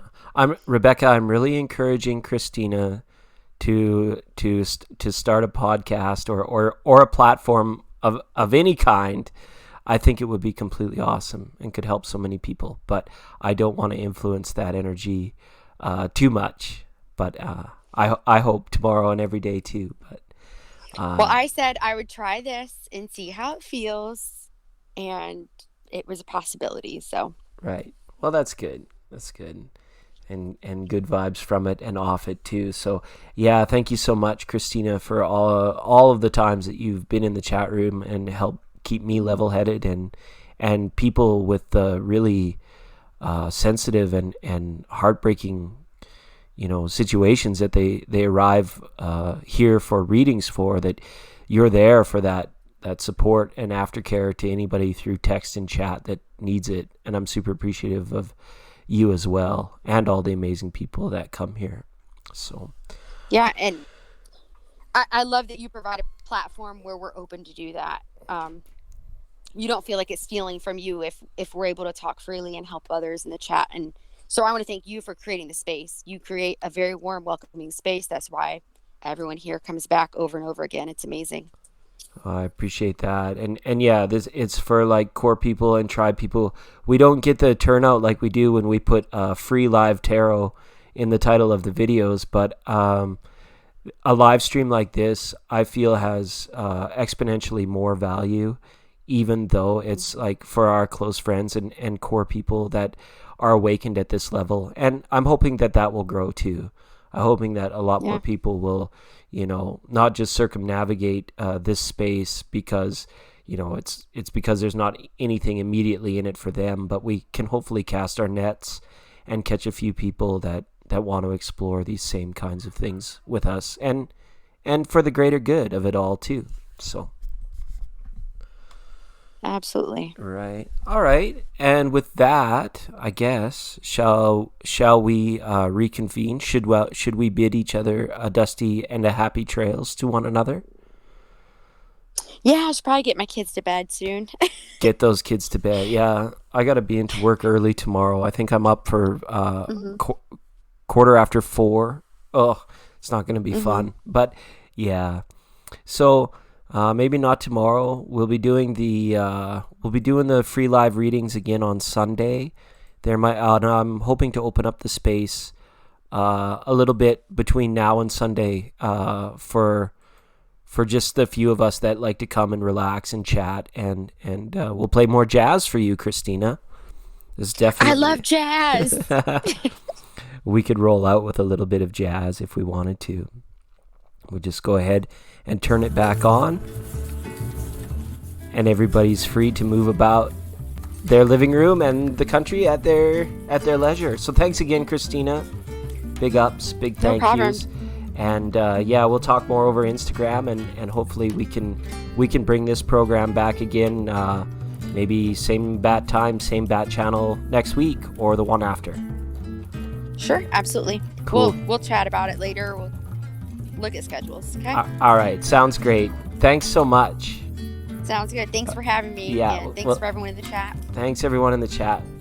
Ciao for now. Bye. Bye.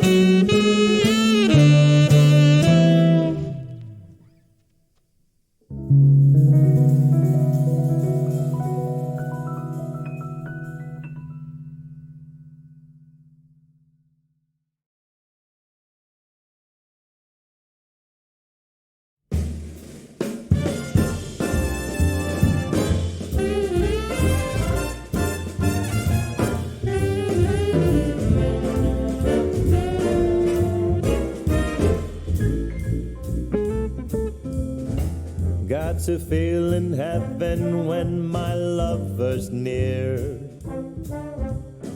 Lord, let this moment last for another year. Though today has ended, the night's still young, I'd say. Lover, don't go away.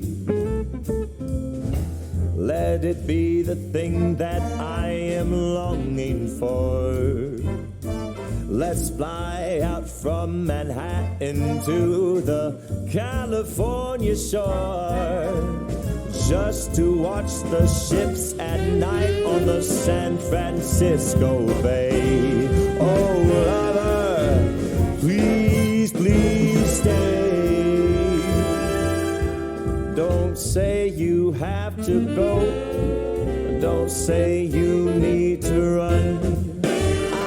Stop the clock on Central Station and we can have a drink downtown. Let it be the night that I am longing for. Let's fly down south to Austin or to Ecuador, just to drink pina colada on a hot, wet summer's day. Oh, lover, please, please stay. Yeah!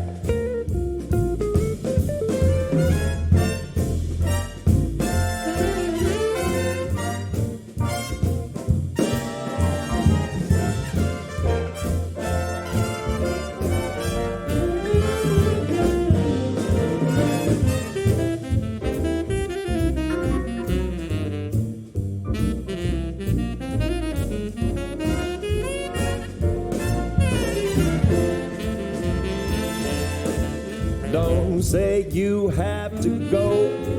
Don't say you need to run. I'll stop the clock on Central Station and we can have a drink downtown. Let it be the night that I've been longing for. Let's fly down south to Austin or to Ecuador, just to drink pina colada on a hot, wet summer's day.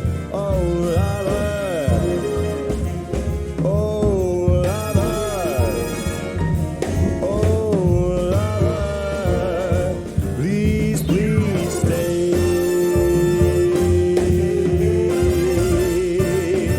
Please stay.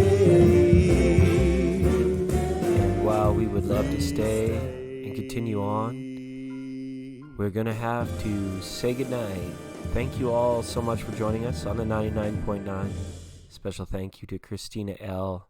Tonight's program brought to you by the good people at The Real Thank You Water, reminding you, keep it locked on 99.9. It's good vibes all of the time. Free tarot readings coming up on Sunday, and stay tuned. More quality content headed your way. Good night, everybody.